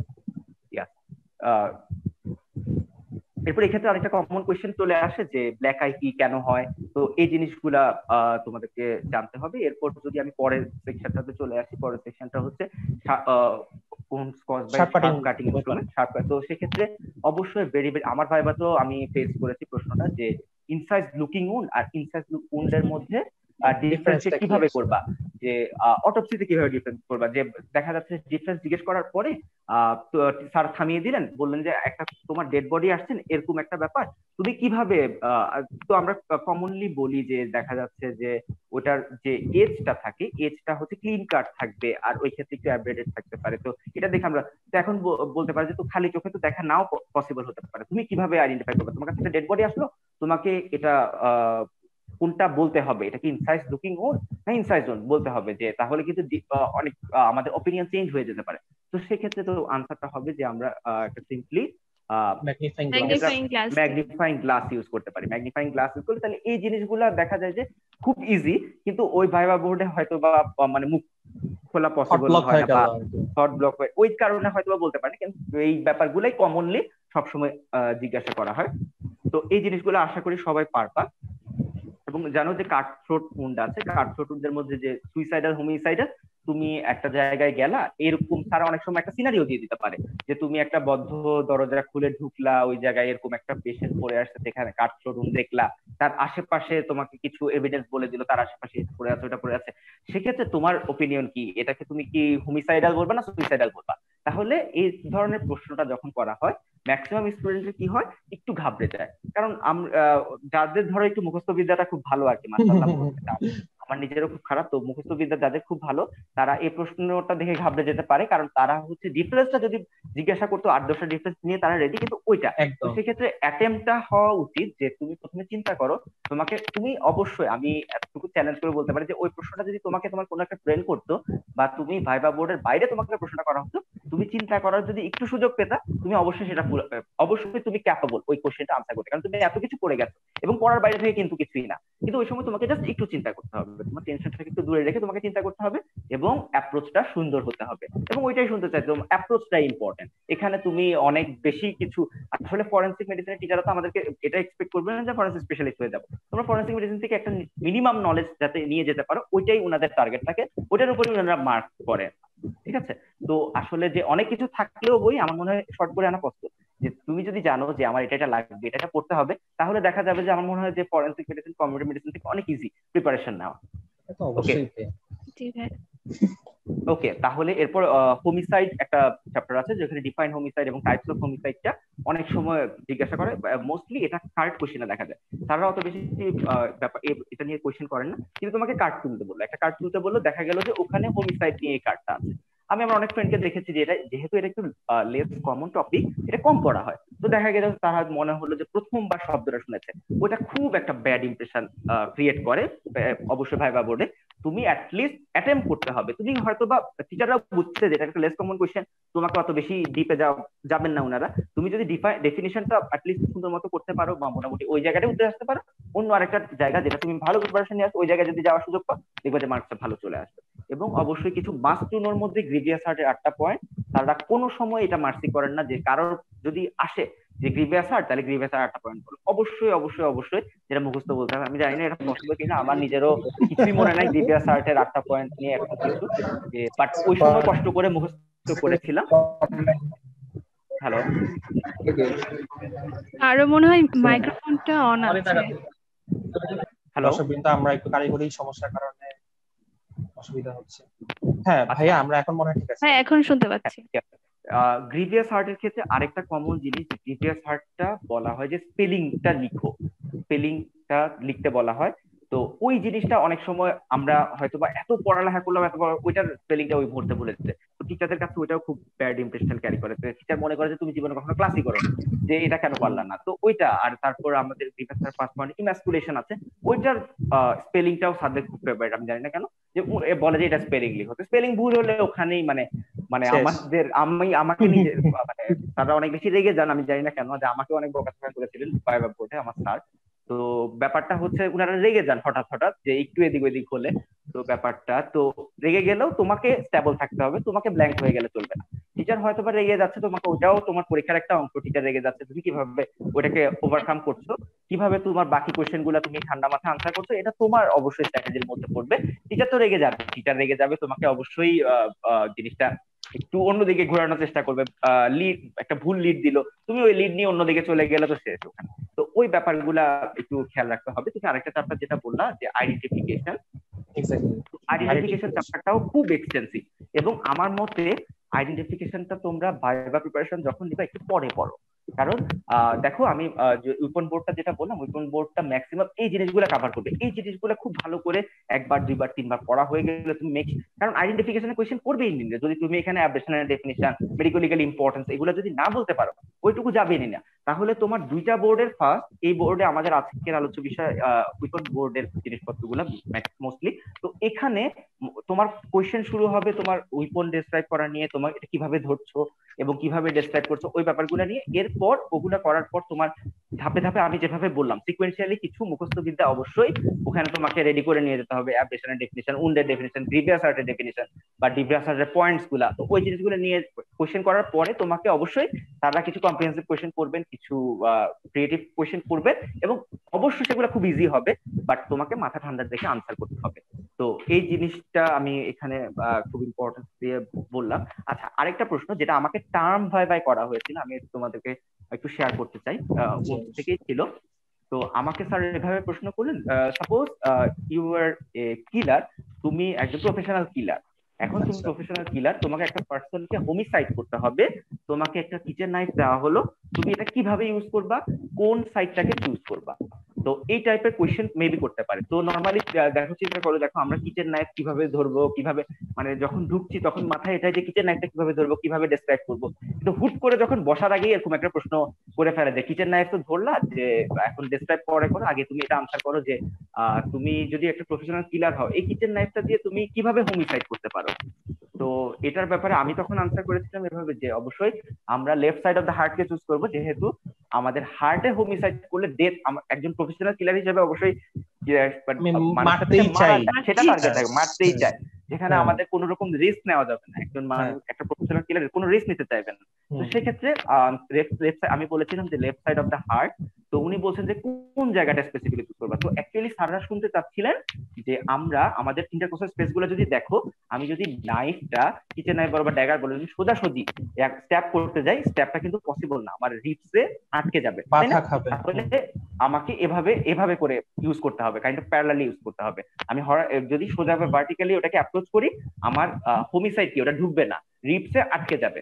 তাহলে আনসারটা সিম্পলি যে আমি কিচেন নাইফ নিয়ে লেফট সাইড অফ দ্য হার্টে মোটামুটি অ্যাভারেজ 15 রেকর্ড পজিশনে অথবা বিলো দা নিপল ওই পজিশনটা আমি টার্গেট করে আমি হচ্ছে নাইফের পজিশনিংটা ইম্পর্টেন্ট, মেইন এত কথার চেয়েও ইম্পর্টেন্ট নাইফের পজিশনিং।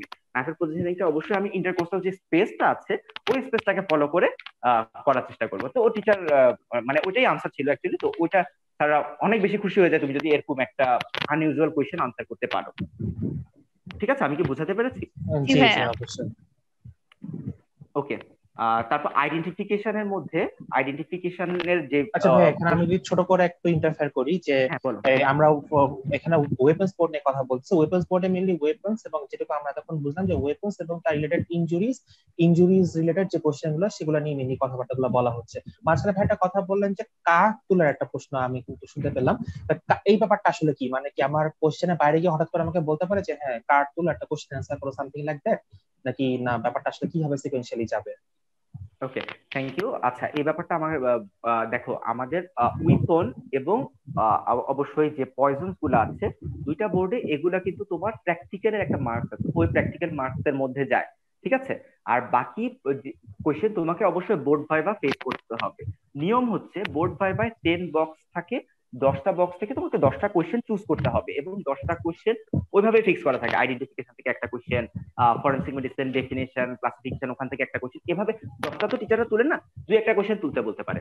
তো অবশ্যই প্রত্যেকটা মেডিকেল কলেজে তোমরা কিছু বক্স কোয়েশ্চেন পেয়ে যাবা তোমাদের সিনিয়রদের কাছে, বা হচ্ছে অনেক সময় অনেক ডিপার্টমেন্ট নিজেরাই প্রোভাইড করে যে বক্স। যেমন আমাদের ডিপার্টমেন্টেও আমাদের স্যাররা অনেক ভালো যে ওনারা বক্স কোয়েশ্চেন আমাদেরকে আগেই প্রোভাইড করেছিলেন, যে অনেক বেশি প্রশ্ন, ওই প্রশ্নগুলো একটু প্রিপারেশন নিয়ে গেলে তোমার ওই রকম মানে একদম হুট করে নতুন লাগবে না, যে এরকম প্রশ্ন তো বক্সে আছেই, তো ওই প্রশ্নটা আগে থেকে একটু ভাইবার আগে পড়ে যাওয়া ভালো। এবং অবশ্যই সেক্ষেত্রে আমি বলবো তুমি যেটা বলছো অনেক টপিক তুমি ছোট করে আনতে পারো যদি তুমি ওই একটা বক্স কোশ্চেন ওয়ে ফলো করো। বক্স কোশ্চেনে নিয়ে আসো, বক্স কোশ্চেনে অবশ্যই তোমার বইয়ের হাফ কোশ্চেন হাফ হয়ে যাবে জিনিসটা, এবং রিটেনের জন্য যা পড়ছো এবং বক্স কোশ্চেন পড়লে মোটামুটি একটা ভালো প্রিপারেশন নিয়ে যেতে পারবা।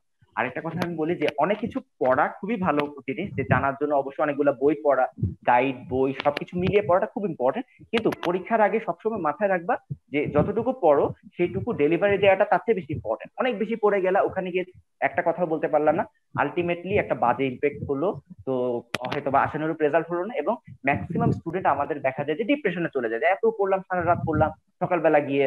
তো ওই জন্য তোমাদেরকে অবশ্যই সিলেক্টিভ হতে হবে পরীক্ষার আগে, অ্যাটলিস্ট যে পরীক্ষার আগে যাতে মাথাটা ঠান্ডা থাকে সেজন্য মোটামুটি যতটুকু দরকার তুমি ততটুকু পড়ে যাও, যাতে করে মেক শিওর যে ওই জিনিসগুলো তুমি ভালো মতো প্রডিউস করতে পারবা ভাইবা বোর্ডে। ঠিক আছে, ভাইবা বোর্ডটা কিন্তু তুমি অনেক প্রশ্ন আনসার করতে পারছো এটা না, দুইটা তিনটা কোশ্চেনই তোমার একটা ভালো ইমপ্রেশন তৈরি করে দিতে পারে, ওইটাই তোমার পাস ফেল, ওইটাই তোমার আরো ফার্দার যদি যাও তুমি 80+ অনার্স মার্কের দিকে তোমাকে নিয়ে যেতে পারে। তো ওই সময় মাথা ঠান্ডা রাখা এবং প্রশ্নগুলা সঠিকভাবে অ্যাপ্রোচ করাটা ইম্পর্টেন্ট। যে আমি আরেকটা কথা এখানে একটু অ্যাড করি যে অনার্স মার্ক বলো বা যে খুব ভালো যারা মার্কস পাচ্ছে, এটা কখনো সমান না যে অনেক জানার সাথে। অনেক জানা আর পরীক্ষা ভালো করা কখনোই একই না। অনেক জানা স্টুডেন্ট পরীক্ষায় হয়তো বা কোনো কারণে আনসার করতে পারে না, মার্ক খারাপ চলে আসে।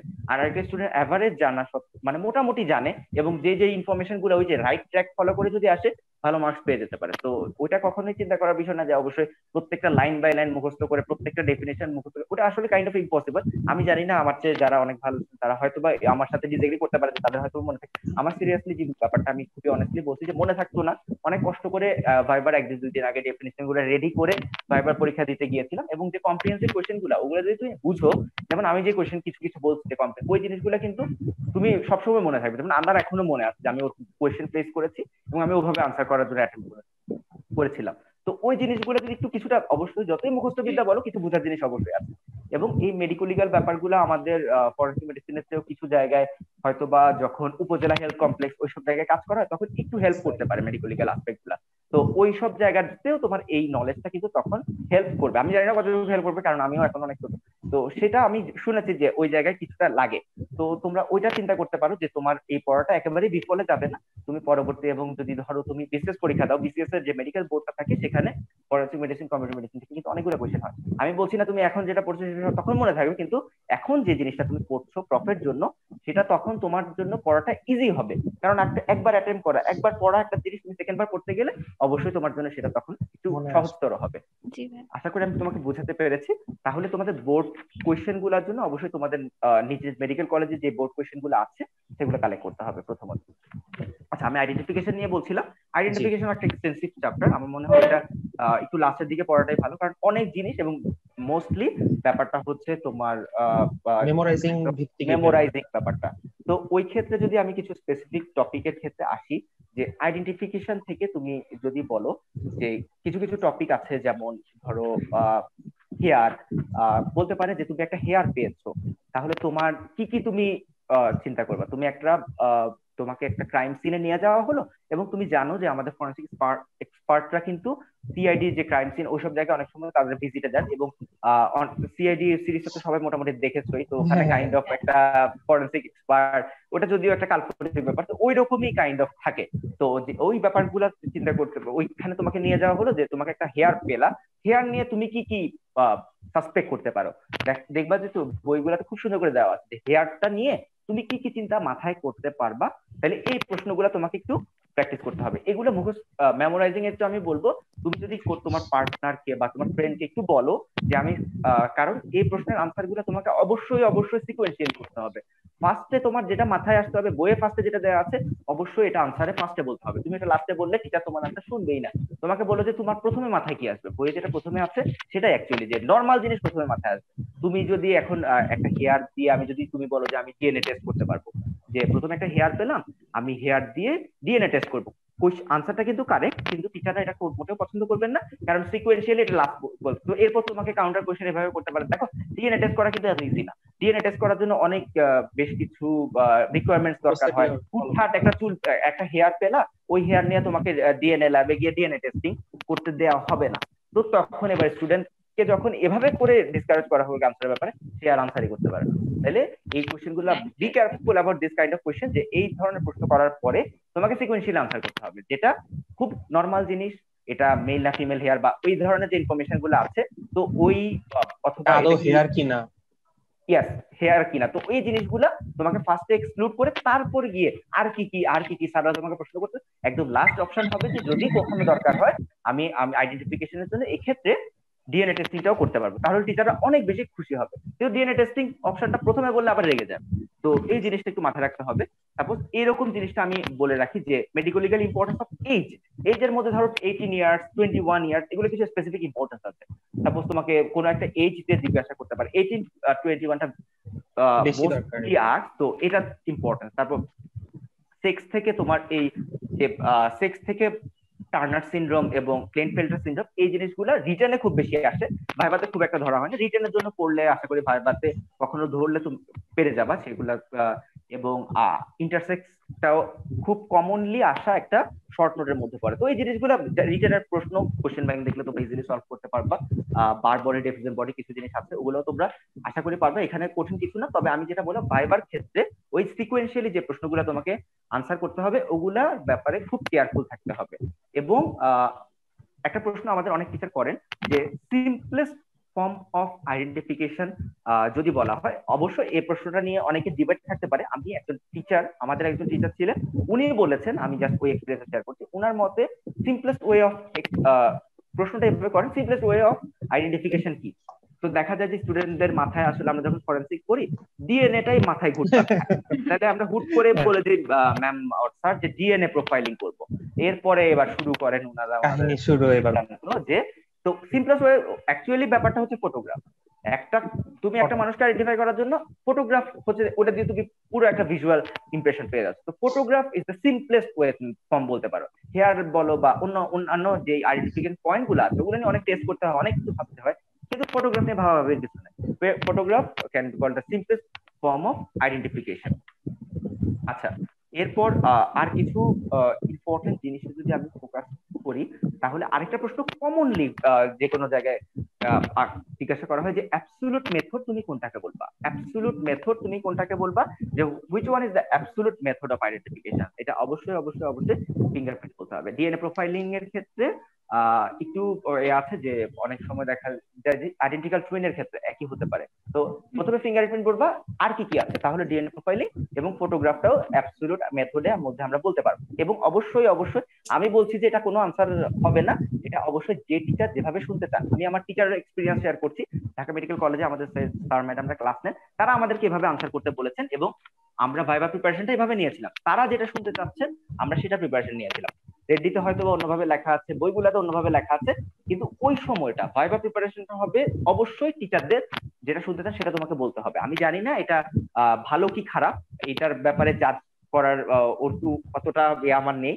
তো আমি জাস্ট বলতে চাইবো যে তুমি যদি পাস করতে চাও, তোমার যদি মার্কস ভালো চাও, তাহলে টিচারদের কথাটা ওই ক্ষেত্রে শুনতেই হবে, কিছু করার নাই। আমাদের মেডিকেল সিস্টেমটা এমন যে ভাইবার ব্যাপারগুলো বিশেষ করে ফরেনসিক মেডিসিন, কমিউনিটি মেডিসিনে তো আরো বেশি, যে তুমি তোমার একটা সার্কেল দেওয়া আছে, ওই সার্কেল থেকে বের হতে পারবা না, এবং বের হওয়াটা অনেক খারাপ হিসেবে ওখানে আরেকটা প্রশ্ন হতে পারে যে 10% আইডেন্টিটি, ওটাও সেম যে fingerprint DNA profiling 10% identity absolute method অনেকটা সিনোনিমাস ইউজ করা হয়। যে এই প্রশ্নগুলো হয়তোবা ডিরেক্টলি কোথাও পাওয়া যায় না, তো এগুলো টিচাররা বলে দেয়, আবার ভাইভাতে ওনাদের একদম পছন্দের টপিক হিসেবে থাকে। তো এই জিনিসগুলো একটু তোমাদের প্রিভিয়াস যদি তোমরা ভাইভা থ্রেড দেখো বা প্রিভিয়াস কোয়েশ্চেন দেখো, সিনিয়রদের সাথে ডিসকাস করো, তাহলে তারা এই জিনিসগুলো সম্বন্ধে তোমাদের একটা আইডিয়া দিতে পারে। এবং খুবই ইজি, তুমি দেখো যে ব্যাপারটা একটা ওয়ার্ড বললে কিন্তু টিচাররা খুশি হয়ে যায়, এবং ওই খুশির উপর ভিত্তি করে কিন্তু তোমার পাসটা হয়ে গেল।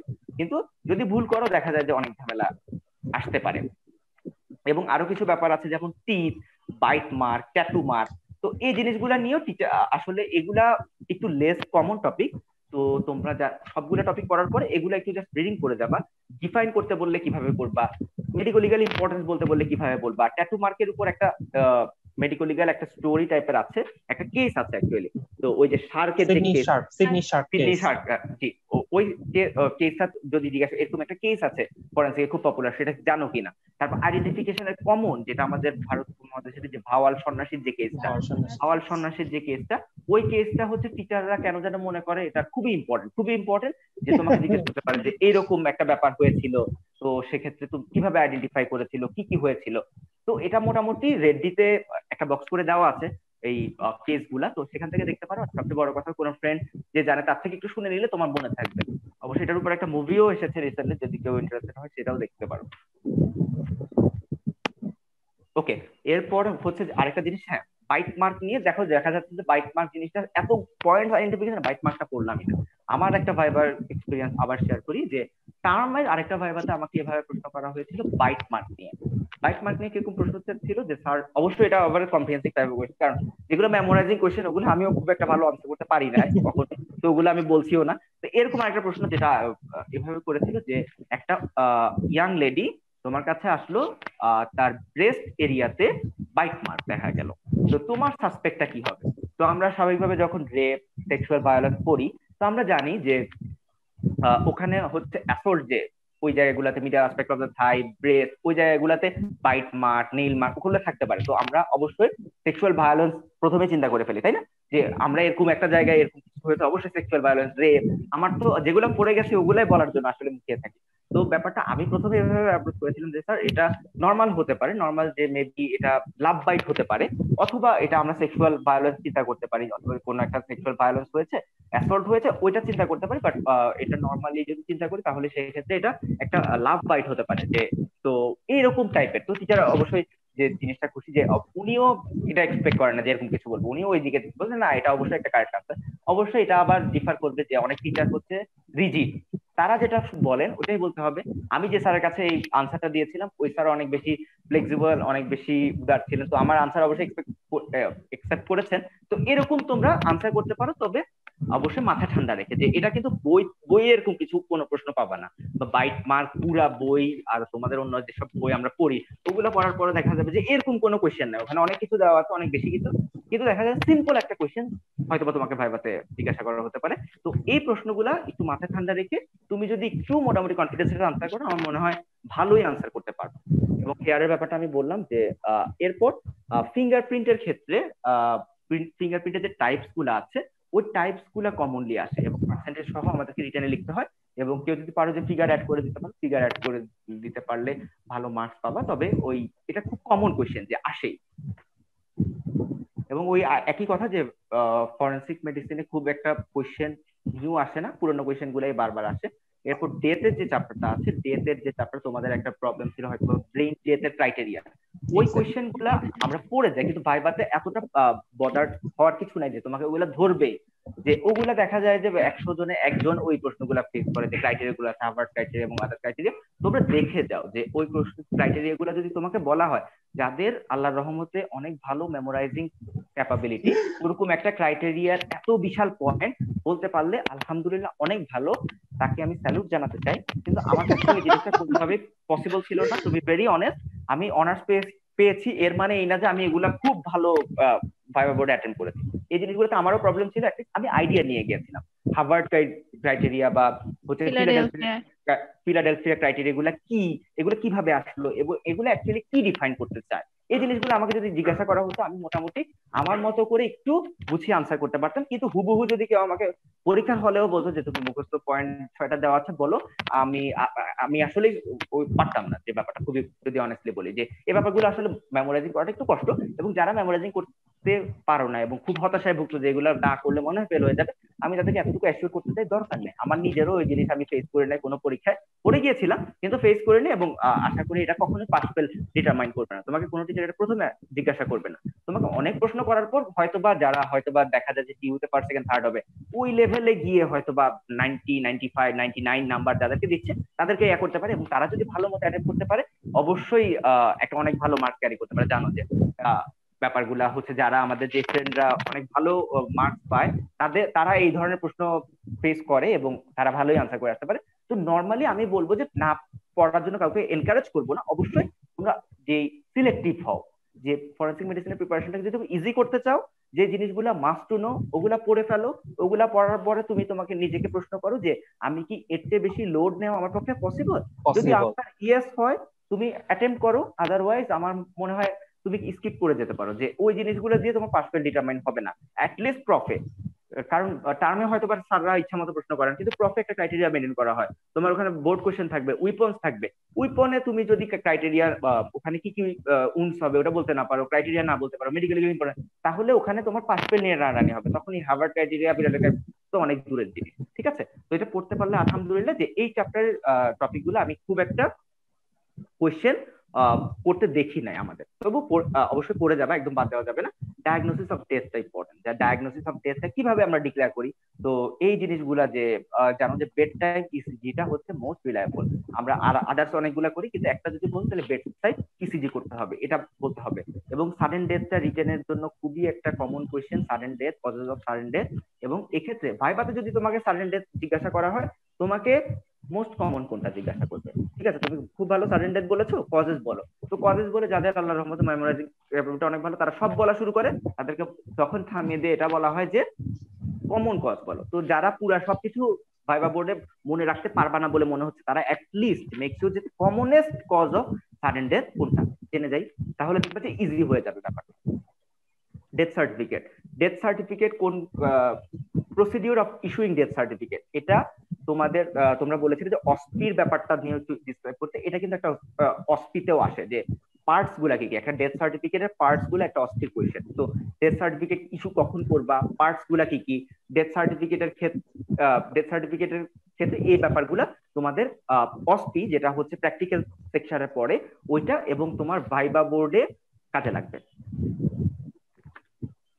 ওকে, আমার মনে হয় মোটামুটি এই ব্যাপারগুলো চলে আসছে। এবং চেঞ্জেস আফটার ডেথ সেটা অবশ্যই ভাইভাতে রিটার্নের জন্য বেশি ইম্পর্টেন্ট। যে কোয়েশ্চেনগুলো কোয়েশ্চেন ব্যাংকে আছে ওই কোয়েশ্চেনগুলো পড়ে তারপর তুমি এক্সট্রা পড়তে চাইলে অবশ্যই ওয়েলকাম। যে তুমি যদি বেশি পড়তে চাও তোমাকে অবশ্যই কেউ মানা করবে না, কিন্তু অ্যাটলিস্ট যারা ভয় পাচ্ছ যে 8-9 মাস এখন আমরা গ্যাপে আছি, আমরা কিভাবে ওভারকাম করব, আমার মনে হয় যে খুব কম জিনিস দিয়ে অ্যাটেম্প করো। কারণ আমাদের ব্রেনটা এমন যে হঠাৎ করে অনেক বেশি জিনিস দিলে জিনিসটা হচ্ছে পজিটিভ একটা রেজাল্ট আসবে। অল্প অল্প অল্প অল্প করে তোমাকে আবার আগের মতো লাইফে অভ্যস্ত হতে হবে। এবং যতটুকু শোনা বুঝতে পারছি আমরা, প্রফেশনাল এক্সামটা তো হবেই। তোমার এই ফরেনসিক মেডিসিন, কমিউনিটি মেডিসিন, এটা অনলাইন বেসড হোক অফলাইন হোক যেভাবেই হোক, তোমাকে একটা পরীক্ষার মধ্য দিয়ে অবশ্যই যেতে হবে। তো অতটুকু মাথায় রেখে তুমি অ্যাটলিস্ট তোমার পাঁচটা সিকিউর করো। সবার প্রতি আমার এটাই মেসেজ থাকবে যে পাঁচটা সিকিউর করো। এবং আমি এতটুকু অ্যাসিওর করতে পারি, পাস করাটা খুব একটা কঠিন কিছু না। পাস করাটা খুব ইজি যদি তুমি টেকনিক্যাল হও, যদি তুমি স্ট্র্যাটেজিক হও, যদি তুমি প্রপার গাইডলাইন ফলো করে আগাও। এরপর অটোপসি একটা বিশাল জিনিস। এবং জানো যে কিছু পোস্টমর্টেম রিপোর্ট লিখে নিয়ে যেতে হয়। তাহলে পোস্টমর্টেম রিপোর্ট যখন তুমি ভাইবা বোর্ডে নিয়ে ঢুকবা, 10টা পোস্টমর্টেম রিপোর্ট থাকে।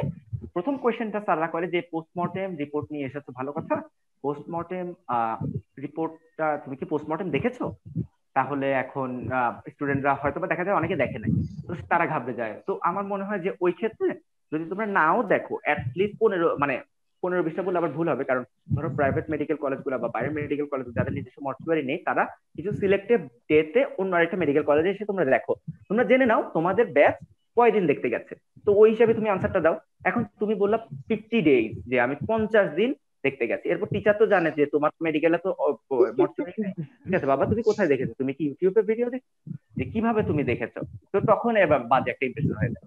তো আবার যদি বেশি কম বলো যে আমি স্যার দেখি নাই, বেশি সততাও ওই ক্ষেত্রে ভালো না।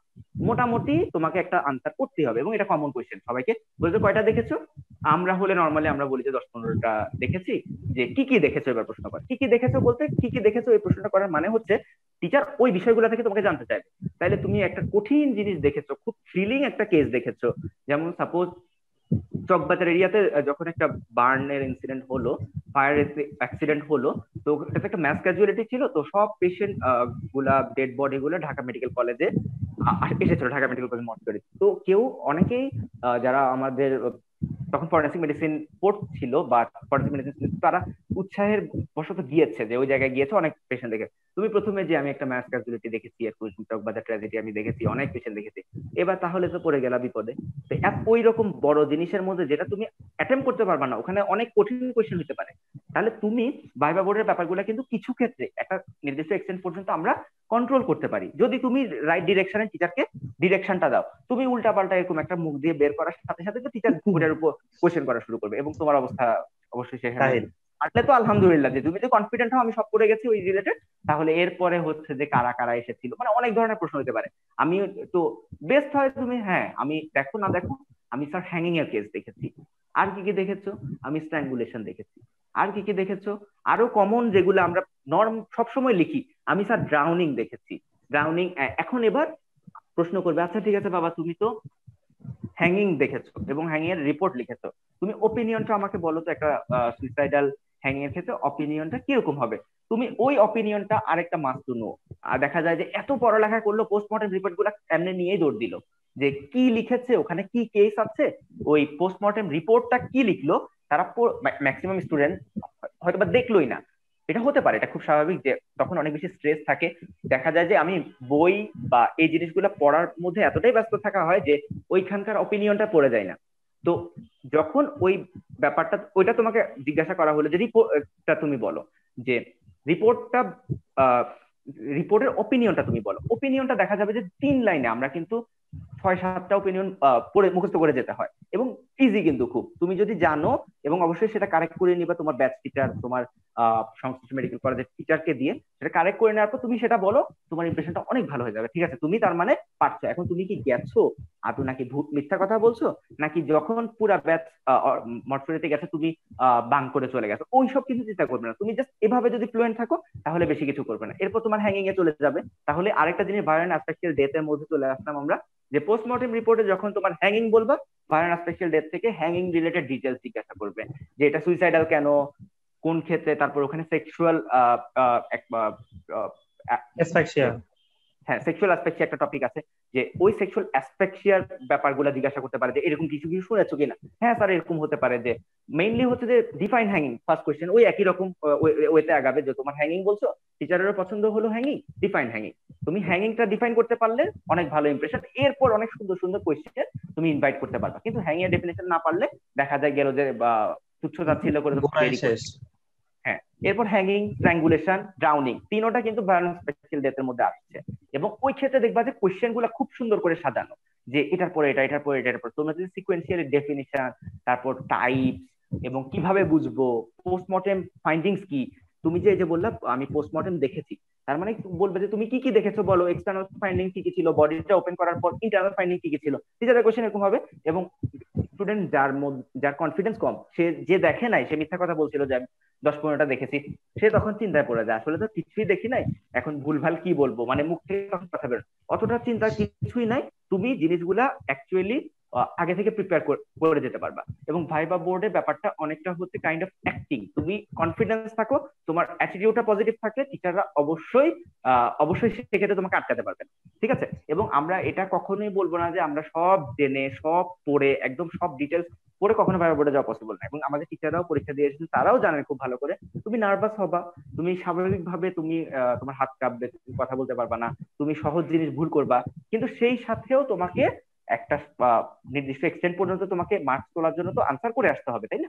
তো ওই ব্যাপারটা আমরা যদি একটু কেয়ারফুল হই আমাদের জন্য ইজি হয়ে যাবে। আচ্ছা, অটোপসির ক্ষেত্রে অটোপসির একটা বিশাল ডেফিনিশন আছে, অবশ্যই আবার সেই একই কথা, এই ডেফিনেশনটা যদি ডিফাইন অটোপসি জিজ্ঞাসা করে, তুমি বলতে পারবা না যে অটোপসি ডেফিনেশন পড়ে আসি না, তাহলে হচ্ছে টিচার বলবে যে তুমি ফরেনসিক মেডিসিন পরীক্ষা দিতে এসেছো, তুমি অটোপসি ডেফিনেশন, তাহলে তুমি বের হয়ে যাও পরের, বলতেই পারে। তো এই ক্ষেত্রে দেখা যাচ্ছে যে আমি হয়তো বা একটু নেগেটিভ কথা বলছি, তো এই জিনিসগুলো আগে থেকে প্রিপেয়ার হয়ে যাওয়া উচিত। অনেক পড়াচ্ছে বেটার, আমি জানি যে 8-10টা ডেফিনেশন আমার ভাইবা শুরু করতে হেল্প করবে, আমার পাস ফেল ডিটারমাইন করবে, আমি এগুলো আগে থেকে পড়ে নিই। যে আগে থেকে পড়ে, এবং আমার মতো যাদের একটু ধরো মেমোরাইজিং করতে কষ্ট হয়, তারা যদি একটা কাজ করতে পারো, 2-3টা পেজে বা একটা কাগজ নিয়ে ওইখানে তুমি যদি সব ডেফিনেশন গুলা সুন্দর করে, যেই ডেফিনেশনটা তুমি ভাইবা বোর্ডে প্রেজেন্ট করবা, ওই ডেফিনেশনটা যদি তুমি সুন্দর করে লিখে ফেলো, খুব কষ্ট না কিন্তু। আমার মনে হয় 1 মাস কেন, ফরেনসিক মেডিসিন তুমি চাইলে 1 সপ্তাহ 10 দিন যদি ভালো মতো এভাবে পড়তে পারো, প্রিপারেশন নেওয়া পসিবল। এবং মাথা ঠান্ডা রেখে তুমি যতটুকু দরকার ততটুকু পড়ো, তোমার ফরেনসিক মেডিসিনে স্পেশালিস্ট হওয়ার মতো তো পড়ার দরকার নেই।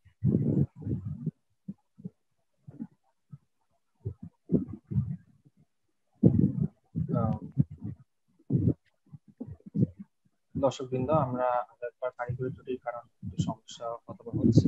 আচ্ছা, সরি, আবার ডিসকানেক্টেড হয়ে গেছিলাম। আমাকে জি ভাইয়া, আমি আন্তরিকভাবে দুঃখিত, আমি বুঝতেছি না যে হল থেকে জয়েন করেছি, তো হলে হয়তো একটু সমস্যা করতে পারে। আচ্ছা, আমি বলছিলাম যেটা, সরি আমি কি কি বলছিলাম ভুলে গেছি। যে আচ্ছা, অটোপসিটা সংজ্ঞাগুলো মানে মেইনলি যে অটোপসি ডেফিনিশনটা, তাহলে আরেকটা মাস্ট টু নো ডেফিনিশন, যে এটা তোমাদেরকে বড় ডেফিনিশন, কিন্তু আমি আরেকটা জিনিস এখানে সাজেস্ট করতে পারি, বড় ডেফিনিশন গুলা তোমরা চাইলে পয়েন্ট আউট করতে পারো, যে এই ডেফিনিশনটা 7টা কি 8টা পয়েন্ট আছে, ওই পয়েন্ট গুলা তুমি যদি আলাদা আলাদা করে বা বুলেট মার্ক দিয়ে বা ওইভাবে যদি খাতায় লিখে পড়ো, আমার মনে হয় আমাদের ব্রেইন তখন ভালো মতো আরেকটু ক্যাপচার করতে পারে, যে আলাদা আলাদা এই পয়েন্ট গুলো আমাকে মনে রাখতে হবে এবং সিকোয়েন্সিয়ালি বলতে হবে। হুবহু পুরা বইয়ের ডেফিনেশন মুখস্থ করলে অনেক সময় মনে থাকতে পারে, নাও চাইতে পারে। তো তোমরা এটা করতে পারো, যেটা একটা পদ্ধতি, যে তুমি বুলেট মার্ক করে পয়েন্ট আউট করে ডেফিনেশন মনে রাখতে পারো, এবং পরে দেখা গেল যে ওই ডেফিনেশনটা তুমি হুবহু বইয়ের মতো হলো না, কিন্তু পয়েন্ট গুলো ঠিক হলো। টিচাররা হয়তো একটু অসন্তুষ্ট হবে যে তুমি তো রেডি বা যে ডেফিনেশনটা তো সবাই বলছে সেটা বললা না, কিন্তু যদি কারেক্ট হয় সেই সাথে ওনারা খুব বেশি খেপবেনও না। এটাও তোমাকে মাথায় রাখতে হবে, তোমাকে তো ভাইবা বোর্ড ট্যাকেল দিয়ে আসতে হবে, কখনোই এটা এক্সপেক্ট করবে না যে যা পড়ে গেছে সব একদম মনে থাকবে। তো কিছু ভুল বা কিছু জিনিস যাতে তুমি ট্যাকেল দিয়ে আসতে পারো, সেই প্রিপারেশনটাও তোমাদেরকে নিয়ে যেতে হবে। এবং অটোপসির ক্ষেত্রে আরো কিছু জিনিস খুব খুব ইম্পর্টেন্ট, এবং এই জিনিসগুলোর ক্ষেত্রে অবশ্যই পাস ফেল ডিটারমাইন হয়, যে what are the prerequisite of autopsy, যে এই প্রশ্নটার আনসার কিভাবে করবা। যে প্রিরিকুইজিট অফ অটোপসি অবশ্যই, যে আমি একটা রকম বলছি যেটা আমার স্যার আমাদেরকে শিখিয়েছেন, তো অবশ্যই এটা আইডিয়াল না, এটা হচ্ছে আমাদের স্যারের জন্য আমরা শিখেছি। তোমাদের মেডিকেল কলেজে যে স্যার যা শুনতে চান তোমরা অবশ্যই এটা অবশ্যই এই ধরনের প্রশ্ন তোমরা এক্সটার্নাল বা ইন্টারনাল থেকে অবশ্যই ফেস করবা। তো সেক্ষেত্রে যে এই প্রশ্নটার আনসারের ক্ষেত্রে অনেক টিচার বলেন যে ডেড বডিটা ফার্স্টে বলতে হবে, dead body should be the first prerequisite for autopsy. আবার অনেক টিচার বলেন যে ডেড বডি না আসলে তুমি অটোপসি কেন করবা, অটোপসি তো প্রশ্নই আসে না, তাহলে ডেড বডি এখানে বলার দরকার, তাহলে ডেড বডিটা প্লাস মাইনাস হয়ে যাবে, ঠিক আছে। But inquest report challan, death certificate in case of hospital death এবং photograph in case of unknown person. তো এই জিনিসগুলা তোমাকে বলতে হবে। অবশ্যই এটা আমাদের স্যার আমাদেরকে এভাবে শিখিয়েছেন, তোমাদের স্যার যদি অন্যভাবে বলেন তাহলে তোমরা অন্যভাবে পয়েন্ট গুলা রেডি করে নিয়ে যাবা। বাট যে মনে রাখবা যে এই সব জিনিসে যদি পরীক্ষার হলে আমতা আমতা করতে হয়, ভেবে ভেবে বলতে হয়, খুব একটা ব্যাড ইমপ্রেশন ক্রিয়েট হবে। এবং পরেই প্রশ্ন করবে যে তুমি যখন বলছো যে গভর্নমেন্ট অথরাইজ মর্চুয়ারি প্রিরিকুইজিটের মধ্যে আসছে, এবং হ্যাঁ, যে সব জায়গায় কিন্তু আমাদের মর্চুয়ারি নেই, গভর্নমেন্ট অথরাইজ কিছু মর্চুয়ারি আছে, ওইসব জায়গায় আমাদের অটোপসিটা করতে হয়। তো গভর্নমেন্ট অথরাইজ মর্চুয়ারি বললো যে একটা আইডিয়াল মর্চুয়ারি কি কি ক্রাইটেরিয়া থাকবে, তো ওই ক্রাইটেরিয়া গুলো সেম ওয়েতে যা যা তোমাদের টিচাররা শুনতে চান ওই হিসাবে তোমরা প্রিপেয়ার করবা। আমি কোনো স্পেসিফিক, যেমন রেডি থেকে বললেও আমাদের অনেক স্যার অসন্তুষ্ট হতেন যে না ওখান থেকে বলা যাবে না, এবং ওই স্যাররা সম্ভবত অন্য কোনো টেক্সট বই ফলো করতে যেটা ওনারা লেকচারে দিতেন। আমি ওই টেক্সট বইগুলোর নাম আমার এই মুহূর্তে মনে নাই, তো ওই লেকচার থেকে আমরা অ্যাকচুয়ালি নোট ডাউন করতাম, নোট করে আমরা পরবর্তীতে ওইভাবেই বলেছি। যেমন objectives of medico legal autopsy, এটা রিটেনেও আসে এবং ভাইভাতে একটা কমন কোয়েশ্চেন, আমাদের যিনি হেড অফ দ্য ডিপার্টমেন্ট উনি কমনলি এই কোয়েশ্চেনটা জিজ্ঞাসা করেন। তবে কোয়েশ্চেনটার ক্ষেত্রে, আনসারের ক্ষেত্রে ওনার একটা নির্দিষ্ট প্যাটার্ন আছে, আমরা ওটা ফলো করেছি। তোমাদের যদি কোনো নির্দিষ্ট প্যাটার্ন থাকে তোমরা ওটা ফলো করলে বেস্ট হবে। আমি আবারও বলছি, ফরেনসিক মেডিসিনের ক্ষেত্রে প্রিপারেশনটা টিচার স্পেসিফিক, মোস্টলি টিচাররা যেরকম শুনতে চায় তুমি ওরকম বললে তুমি কম প্রিপারেশনে একটা ভালো রেজাল্ট এবং কম প্রিপারেশন পাস করে আসতে পারবা। না হলে অনেক পড়ার পরও টিচার তোমাকে ভাইবা বলে শোনাবে যে তুমি তো ক্লাসে ছিলে না, বা তুমি হচ্ছে রেগুলার স্টুডেন্ট না, তোমাকে কেন আমি পাস করাবো, তুমি কিছুই পারো না, এই টাইপের জিনিস বলে বের করে দিতে পারে।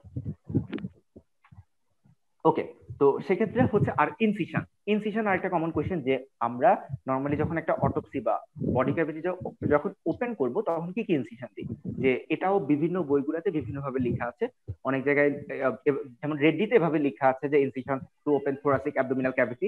আমাদের কোনো স্যার এটা শুনতে চাইতেন যে দুই ভাগে ভাগ করে, যে ডিভাইড করে বলা, যে incision to open thoracic and abdominal cavity, incision to open cranial cavity, এভাবে পয়েন্ট আউট। তুমি জানো যে তোমার স্যার কোনটা শুনতে চান, উনি যদি তোমাদের ভাইবার আগে কিছু ভাইবা বেস লেকচার নেন, বা সিনিয়ররা কোনটা বলেছেন specific for each medical college, তো ওইটা তুমি জানো যে ওই অনুযায়ী তোমাকে অ্যাটেম্প করতে হবে। অবশ্যই আমাদের আরেকটা স্যার আবার শুনতে চাইতেন যে না, এভাবে কোনো কিছু করা লাগবে না, ডিরেক্টলি 6টা ইনসিশন পরপর বলতে হবে, I Y or modified Y, corner, circular, cruciate and vertical or longitudinal incision. এরপর এই ইনসিশন গুলো সম্বন্ধে তোমার কি জানতে হবে, ইনসিশন গুলো আমরা অ্যানাটমিতে জানো, আমরা যখন ক্যাডাভার নিয়ে পড়ালেখা করতাম তখন আমরা ইনসিশন করতে কি দিব, যে আমরা ক্যাডাভার ডিসেকশনের স্টেপ করতাম। এখানে তো অত স্টেপ করতে হবে না, এখানে তুমি অ্যাটলিস্ট জানো কোন ইনসিশনটা কোন ক্ষেত্রে ইউজ করব, যে মডিফাইড ওয়াইডটা কোন ক্ষেত্রে ইউজ করব। মডিফাইড ওয়াইডটা মোস্টলি হচ্ছে বায়োন অ্যাসফিক্সিয়াল ডেথ, যদি হ্যাঙ্গিং এর কেস থাকে সেক্ষেত্রে মডিফাইড ওয়াই ইনসিশনটা ইউজ করা হয়। এই ইনফরমেশন গুলা বইয়ে গুছানো পাবা না, এগুলোর জন্য অবশ্যই একটু ডিসকাস করতে হবে। সেটা হতে পারে তোমার ফ্রেন্ডের সাথে, অবশ্যই রিডিং পার্টনার বা কোনো সিনিয়র থেকে তোমরা হেল্প নিতে পারো। তো ওইরকম একটা গাইডলাইন ফলো করে যদি চলো ইজি হয়ে যাবে। ওকে, এবং অটোপসি রিপোর্ট যে তোমরা লিখো, অটোপসি রিপোর্টের পার্ট, এবং আরেকটা কমন জিনিস যে অটোপসি রিপোর্টের একটা কিন্তু নাম্বার থাকে এবং চালানেরও একটা নাম্বার থাকে। তো ওই জিনিসগুলার হচ্ছে তোমাকে স্পেসিফিক নাম্বারটা মনে রাখতে হবে। এবং আরো ইম্পর্টেন্ট যে অস্পিতে চালান একটা কোয়েশ্চেন থাকে, যে এই চালান দিতে পারে, যে ডেথ সার্টিফিকেট বলেছি যে অস্পিতে থাকতে পারে, তো এরকম এই জিনিসগুলো দিতে পারে। তো এই জিনিসগুলা ব্যাপারটা তোমাকে চিন্তা করতে হবে।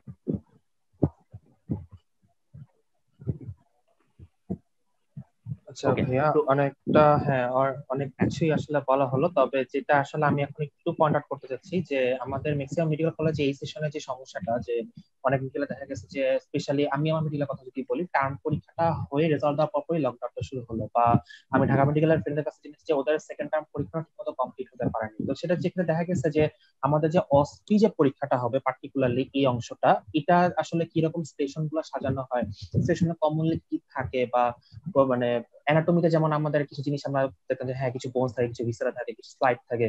তো ফরেনসিক মেডিসিন এরকম কোনো বিশেষ ধরনের কোনো প্রক্রিয়া বা বিশেষ কোনো কিছু থাকে কিনা, তো বা সেইগুলোর জন্য আমরা কিভাবে একটু মানে প্রিপারেশন নিয়ে যেতে পারি, সেটা সম্বন্ধে সংক্ষেপে যদি আমাদের একটু বলতেন। হ্যাঁ, অস্পি সম্পর্কে একটু বললে ভালো হয় আসলে।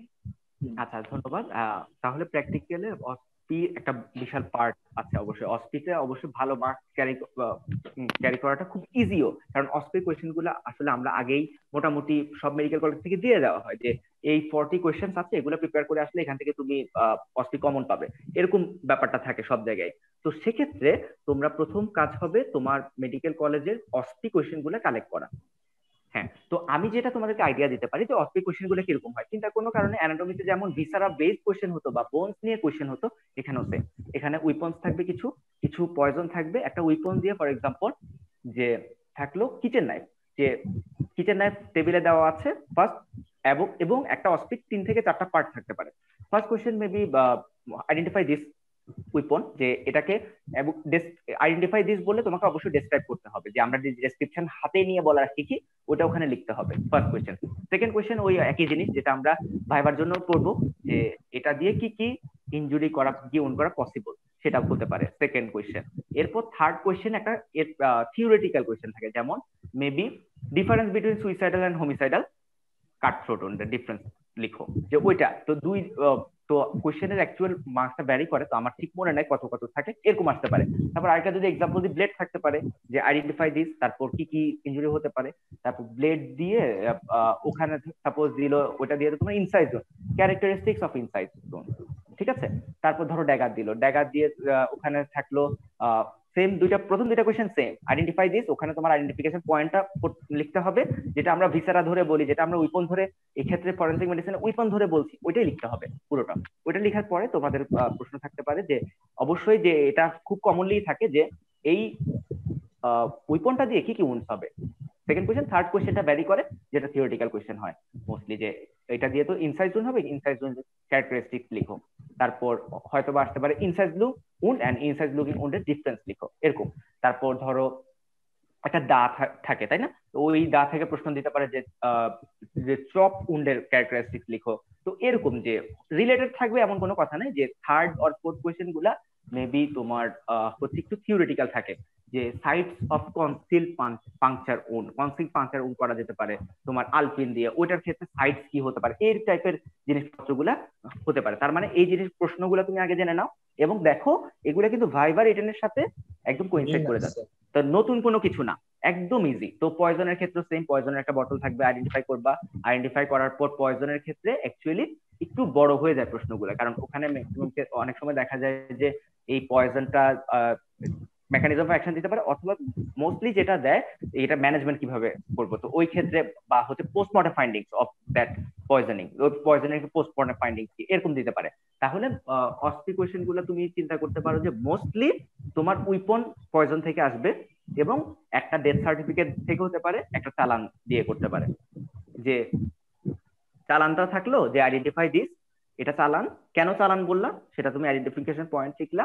আইডেন্টিফিকেশন পয়েন্ট কিন্তু দেওয়া আছে বইগুলোতে, আমরা পাই যে ইনকোয়েস্ট রিপোর্ট চালানের মধ্যে ডিফারেন্স কি, যে ইনকোয়েস্ট রিপোর্ট চালানের মধ্যে ডিফারেন্স কি, এটা তোমার ওখানে অস্পি কোয়েশ্চেন। ওটা তো বলে দিবে না যেটা চালান, তাহলে বলে দিবে যে ওই যে ডকুমেন্টসটা দেওয়া আছে, what is the difference between this document and inquest report, তাহলে তুমি বুঝে গেলে ইনকোয়েস্ট রিপোর্ট এন্ড চালান। এই টাইপের মানে খুব ইজি জিনিস। আগে তোমাকে কোয়েশ্চেন কালেক্ট করতে হবে, কোয়েশ্চেন কালেক্ট করে তুমি ওগুলা আলাদা করে মার্ক করো, এবং ভাইবা রিটেনের প্রিপারেশনের পাশাপাশি দেখা যাবে যে 90% অস্পি কোয়েশ্চেনও হয়ে যায়। তাও অস্পি সময় যেটা তোমার স্টুডেন্টদের মোস্ট কমন প্রবলেম হবে টাইমটা। আমি এতগুলা কোয়েশ্চেন বলছি, দেখা যাবে যে পুরা কোয়েশ্চেনের জন্য মনে হয় কত আমার ঠিক মনে নাই, যে 5 মিনিট, হ্যাঁ 5 মিনিট সম্ভবত ছিল, আমি ঠিক মনে নাই, আমি সরি যে ভুলে গেছি। তো ওইরকম দেখা যাচ্ছে যে মানে সোজা কথা হচ্ছে যে যতটুকু আনসার করা তাতে সময়টা খুব কম। তাহলে তোমাকে অবশ্যই এগুলা তুমি মুখস্থ যদি না রাখো, খুব ভালোভাবে মুখস্থ অস্পি ফুল আনসার করে আসা যায় না। তো তুমি যদি ফ্রেন্ড থেকে একটু জিজ্ঞাসা করা বা হচ্ছে একটু এদিক ওদিক তাকানোর কোনো স্কোপ নাই অস্পিতে, তো ওই জিনিসগুলো তোমাকে আলাদা করে তুমি যদি নোট করে ভালো মতো পড়তে পারো, তাহলে তুমি অস্পিতে ইনশাল্লাহ ফুল মার্কস পেতে পারো। যেহেতু কোয়েশ্চেন তোমার ফিক্স, কি আনসার করবা সেটাও ফিক্স, তোমার জাস্ট ওখানে মুখস্থ লিখে দাও, এবং পরীক্ষার শুরুতে অস্পি হয়ে যায়, এবং ঠান্ডা মাথায় তুমি পরীক্ষাটা দিয়ে দিতে পারবে। আচ্ছা ভাইয়া, আর এখানে এখন একটু শুধু একটা বোরিং টপিক আমি আজকে সেশনটা শেষ করব আপনার সাথে, সেটা হচ্ছে একদম যে ভূমিকার অংশ, যেটা ফরেনসিক মেডিসিনের একদম প্রথমে যে সংজ্ঞাগুলো থাকে, যে ফরেনসিক মেডিসিনের সংজ্ঞা, medical jurisprudence, doctor patient relationship, legal procedure, classification of court, BMDC, BMA, এই যে ব্যাপারগুলো যে থাকে, এগুলা আসলে কতটুকু মানে কোয়েনসাইজ করবো বা জিস্ট হিসেবে কতটুকু আমরা বাঁচতে পারবো, একটু যদি একটু মানে বলে দিই আজকে। এন্ড ভাইভাতে এগুলা থেকে আসলে কতটুকু কোশ্চেন করা হয় এটুকু বললে একটু ভালো হতো, মানে কিসের সিকোয়েন্স এই কোশ্চেনগুলো আসতে পারে সাধারণত, এই ভূমিকার কোশ্চেনগুলো। বুঝতে বুঝতে পেরেছি। প্রথমত যদি আসি একদম ফার্স্ট যেই টপিকটা শুরু হয় যে ওখানে defined forensic medicine, what are the branches of forensic medicine, তারপর ফরেনসিক মেডিসিন ব্রাঞ্চের মধ্যে ফরেনসিক থানাটোলজি, ফরেনসিক প্যাথোলজি, এগুলো খুব ইম্পর্টেন্ট। এগুলোর ডেফিনেশন একদম তোমাকে পড়ে যেতেই হবে, কোনো অপশন নাই। তারপর সেক্ষেত্রে এরপরে যদি আসো মেডিকেল জুরিসপ্রুডেন্স, ফরেনসিক মেডিসিনের মধ্যে ডিফারেন্স কি, এই জিনিসগুলো তোমাকে কোন সিকোয়েন্সে আসবে। ধরো একটা স্টুডেন্ট কোনো কারণে আনসার করতে পারছে না, তার পরীক্ষাটা খারাপ যাচ্ছে, মানে kind of pass fail determining একটা পজিশন, তো ওই সময় টিচাররা এই প্রশ্নগুলো ছুড়ে দেয়। আচ্ছা তাহলে তুমি বলো যে ফরেনসিক মেডিসিনের ডেফিনেশন। তখন যদি তুমি সুন্দর মতো এটা মুখস্থ বলে দিতে পারো, তোমার কিন্তু মানে কাইন্ড অফ যে একটা নৌকা ডুবে যাচ্ছে ওই অবস্থা থেকে রক্ষা পাওয়া সম্ভব। তাহলে এগুলা কিন্তু একটা লাইফ সেভিং কোয়েশ্চেন হতে পারে যে কোনো স্টুডেন্টের জন্য, সবার ক্ষেত্রে। আসলে ভাইভা বোর্ডে কার সিচুয়েশন, আমি খুব ভালো স্টুডেন্ট, আমি সব পারি, ভাইভা বোর্ডে যে আমি একদম ব্ল্যাঙ্ক হয়ে যাব না, এটা তুমি কখনোই বলতে পারবে না। কারণ এটা টোটালি একটা মানে মিরাকল টাইপের জিনিসপত্র, যে যে কেউ হতে পারে। যেমন আমি নিজেও, আমার বাজে এক্সপিরিয়েন্স আছে ভাইবার। আমি যখন ফার্স্ট প্রফ দিচ্ছিলাম ফিজিওলজিতে, আমি একদম টোটালি কিছু আনসার করতে পারছিলাম না। তো তো ওই রকম হতে পারে যে অনেক কিছু পড়ে যাওয়ার পরও তুমি কিছু আনসার করতে পারছো না, একদমই কি ব্ল্যাঙ্ক হয়ে গেছো, তো হতেই পারে। তো ওইসব ক্ষেত্রে এইরকম ফরেনসিক মেডিসিন যদি এরকম হয়, তখন ডিফাইন্ড ফরেনসিক মেডিসিন, তাইলে তোমাকে একটু নর্মাল করা এবং প্লাস হচ্ছে টিচার যে তোমার ফেলটা না যাতে না হয়, তাহলে এই জন্য এই জিনিসগুলো। তখন ওই জিনিসগুলোতে যদি তুমি আবার যে ফরেনসিক মেডিসিন ডেফিনিশনে যদি ওই মুহূর্তে ভুলে যাও, তাহলে একটু খারাপ হতে পারে ব্যাপারটা। তাহলে তোমাকে এই জিনিসগুলো আবার মাস্ক টু নো দিয়ে তোমাকে পড়ে যেতে হবে প্রথম অংশটা। এরপর ব্রাঞ্চ গুলা, তোমাকে যদি ব্রাঞ্চ জিজ্ঞাসা করা, অনেকগুলো ব্রাঞ্চ তোমাকে পরপর বলে যেতে হবে, থামা যাবে না। যে এরপর হয়তোবা যে ডেসক্রিপশন লাগে হচ্ছে কিছু ইম্পর্টেন্ট করে, যেমন ফরেনসিক প্যাথোলজি, ফরেনসিক থানাটোলজি, এগুলাতে কিছু ইম্পর্টেন্ট, যে এটা যেমন আমরা যে অটোপসি করছি এটা কোন ব্রাঞ্চে ডিসকাশন হয় বা কোন ব্রাঞ্চে ইনক্লুডেড, এরকম টাইপের প্রশ্ন করতে পারে। এটা গেল। আর তারপর নওশীন তুমি প্রশ্ন করলে যে লিগ্যাল প্রসিডিউর নিয়ে কিভাবে। লিগ্যাল প্রসিডিউরটা যদি সত্যি কথা বলি, যে আমাদেরও খুব একটা ভীতির ব্যাপার ছিল, কারণ এক এক বইয়ে এক এক রকম, এগুলা নাকি অনেক রকম চেঞ্জ এসেছে। বাংলাদেশের সিস্টেম এক এক রকম, আমরা পড়ি রেড্ডি আবার ইন্ডিয়ান বুকে ইন্ডিয়ান কোর্টের ব্যাপারগুলো দেওয়া আছে, তাই না? খুবই হেফাজত একটা বাজে সিচুয়েশন, যে কিভাবে আনসার করবো। তাহলে আমি প্রথমে বলি যে মোস্ট স্টুডেন্ট যে এই প্রশ্নগুলো টোটালি ফেস করে না, কোর্ট রিলেটেড প্রশ্ন তারা ফেস করে না। কিন্তু আবার যদি তুমি আনলাকি হও বা লাকি হও, যেমন আমি আমাদের একটা ফ্রেন্ডের কথা বলতে পারি, যার টোটাল একটা বোর্ডের ভাইবা শুধুমাত্র কোর্টের উপর কোশ্চেন দিয়ে হয়েছে এবং সে অনার্স মার্ক পেয়েছে, এই আমাদের ফ্রেন্ড। তো তার ক্ষেত্রে তুমি চিন্তা করো যে ওই কোর্টের ব্যাপারগুলো তার জন্য চাপে বড় হয়ে গেছে। একটা সাধারণ স্টুডেন্টকে জিজ্ঞাসা করলে সে হয়তো বা একটু তার ট্র্যাকের বাইরে চলে যেতে, খুব একটা সুবিধা করা যায় না প্রশ্নগুলোতে, কিন্তু সে খুব ভালো আনসার করেছে এবং ওই মোটামুটি ওই টপিকের উপরটাই ওর খুব ভালো হওয়ার কারণে ওই বোর্ডটা সে আর তেমন কোশ্চেনই তাকে করা হয় না। ঠিক আছে, তো এটা হতে পারে। তাহলে এক্ষেত্রে একটা ক্লাসিফিকেশন আছে, ক্লাসিফিকেশনটা অবশ্যই টিচার টু টিচার ভ্যারি করে। আমাদেরও দুইজন টিচার দুই রকমের ক্লাসিফিকেশন দিয়েছে, তো আমরাও আগে পরীক্ষার দিন আগে মানে যেটা কমন প্রবলেম স্টুডেন্টদের কাছে, যে কোন টিচার ভাইবা নেবে সেটা দেখে ওই ক্লাসিফিকেশনটা পড়ে তারপর ভাইবা দিতে গিয়েছি। তো ওইটা তোমরা একটু জাস্ট ফ্রেন্ডদের সাথে সবাই মিলে ডিসকাশন করে জিনিসটা সলভ করবা, এবং তোমাদের টিচার যেটা দিয়েছেন সেটার উপরে কোনো কথা নেই, সেটাই ভুল হোক শুদ্ধ হোক ওইটাই তোমাকে পরীক্ষার হলে বলতে হবে, এবং দেখে যাওয়া ভালো লিগ্যাল প্রসিডিউর ক্ষেত্রে। এবং লিগ্যাল প্রসিডিউরের ক্ষেত্রে যদি লিগ্যাল প্রসিডিউরে যায়, এবং আমি আরেকটা কথা বলেছি বক্স কোশ্চেনে কিন্তু এগুলো থাকে, হস্টাইল উইটনেস, পারজুরি, এই জিনিসগুলা বেশি বুঝার মতো করে প্রশ্ন করে না। যেটা থাকে তুমি প্রশ্ন পড়বা আনসার করবা, প্রশ্ন পড়বা আনসার করবা, টিচাররা খুব বেশি ওগুলাতে জান না। তবে তোমার যদি কোশ্চেনে উঠে যায়, তোমাকে তো ফেস করে আসতে হবে, তুমি তার কোশ্চেন চেঞ্জ করে অন্যটা নিতে পারবে না ওই মুহূর্তে, তো তখন লাগবে। তারপর আরেকটা জিনিস, যেটা প্রথম দিকে আরেক কি টপিক বললাম Sajid, doctor patient relationship, professional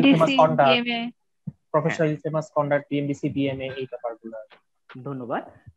Nowshin যেটা বললো যে বিএমডিসি বিএমএ আরেকটা মাস্ট টপিক, যে বিএমডিসি বলা যাবে না, যে বিএমডিসি ফুল ফর্মটা অবশ্যই বলতে হবে, বিএমএটা ফুল ফর্ম বলতে হবে। এবং এখানে তোমাকে যদি প্রশ্নগুলো আসে, তোমাকে জিজ্ঞাসা করবে যে এটার মানে অফিসটা কোথায়, বিএমডিসির অফিস কোথায়, বিএমএর অফিস কোথায়, এগুলা ভুল করলে টিচাররা খুব মাইন্ড করে। এবং বইয়ে আমাদের খুব একটা ভালো করে এগুলো লেখা নাই, যে কারেক্টটা লিখবা, কারেক্টটা লিখে যারা জেনে নিয়ে যেতে হবে। এবং আমাদের সার্টিফিকেট, আরেকটা কমন কোয়েশ্চেন ফরেনসিক মেডিসিনে, যে ভাইবাতে প্রথম কোয়েশ্চেনটাই হয় তুমি এখানে কেন এসেছো। মানে আমাদের ভাইবা বোর্ডে ঢাকা মেডিকেল কলেজে তারা প্রশ্ন করতেন যে তুমি কেন এসেছো, তো ওই জিনিসটা ইংলিশে সুন্দর করে আনসার করা, যে আমি কেন এসেছি, সাবজেক্টের নাম কি, ডিপার্টমেন্টের নাম কি, এগুলা জেনে যাওয়া। কারণ আবার অনেক সময় এটাও প্রশ্ন হতে পারে যে হেড অফ দ্য ডিপার্টমেন্ট যিনি, তার নাম কি। তো মানে এগুলো আসলে আমি জানি না কোনো কিছু র্যান্ডমাইজড কোশ্চেন, র্যান্ডম এই প্রশ্নগুলো হতে পারে, তো এগুলো তোমার জেনে যাওয়া উচিত, কারণ তুমি জানছো, তুমি কারো না কারোর মাধ্যমে জানছো যে এগুলো ধরা হতে পারে, তো তুমি কেন প্রিপারেশন নিয়ে যাবে না? অবশ্যই একবার শুনলেই জিনিসগুলো হয়ে যাবে। বিএমডিসি বিএম এটা খুব ইম্পর্টেন্ট ব্যাপার, কারণ সবাইকে ধরবে না, যাকে ধরবে সে ভুল করলে জিনিসটা খারাপ একটা ইমপ্রেশন হবে যে বিএমডিসি বিএম এ ফাংশন, বিএমডিসি কি নিয়ে কাজ করছে, বিএমএ কি নিয়ে কাজ করছে, ওই ওই জিনিসগুলা মাস্ট টু নো। ঠিক আছে, এরপর হচ্ছে অবশ্যই যে আমাদের কোনো বিএমডিসি বিএমএ অ্যাব্রিভিয়েশন উচ্চারণ করা যাবে না, আমাদের অবশ্যই ফুল ফর্মটা বলতে হবে। সেটাও খেয়াল করবে যে অনেক স্যার এই জিনিসগুলো খুব গ্রস মিস্টেক হিসেবে যে মাইন্ড করে বসেন, যে দেখা যাচ্ছে যে একটা এক্সটার্নাল আসলে উনি অনেক সিনিয়র, তোমার স্যার অনেক ভালো, কিন্তু ওই এক্সটার্নালের কারণে হয়তো বা দেখা যাচ্ছে যে তোমার ইমপ্রেশনটা, যে এক্সটার্নাল চিল্লাচিল্লি শুরু করলো এগুলো শুনে, যে তোমার ইমপ্রেশন খারাপ হয়ে যাবে তখন। তারপর যেটা বলা প্রফেশনাল ইনফেমাস কন্ডাক্ট, যে এগুলো ফরেনসিক মেডিসিনের বেসিক বলতে পারো, যে আমি জানি না এগুলো খুব ইম্পর্টেন্ট যে আমাদের হয়তো বা প্র্যাকটিক্যাল লাইফের জন্য, যে প্রফেশনাল ইনফেমাস কন্ডাক্টের যে পয়েন্ট গুলো আছে এগুলো আবার বই টু বই ভ্যারি করে, টিচার টু টিচার ভ্যারি করে। তোমাদের স্যাররা যেভাবে শুনতে চান স্পেসিফিক ওই সিকোয়েন্সে বলবা, যেটা প্রথমে যেটা শেষে। অনেক টিচার চান পয়েন্ট আকারে বলো, অনেক টিচার চান পুরো এক্সটেন্সিভ লাইন গুলা বলো।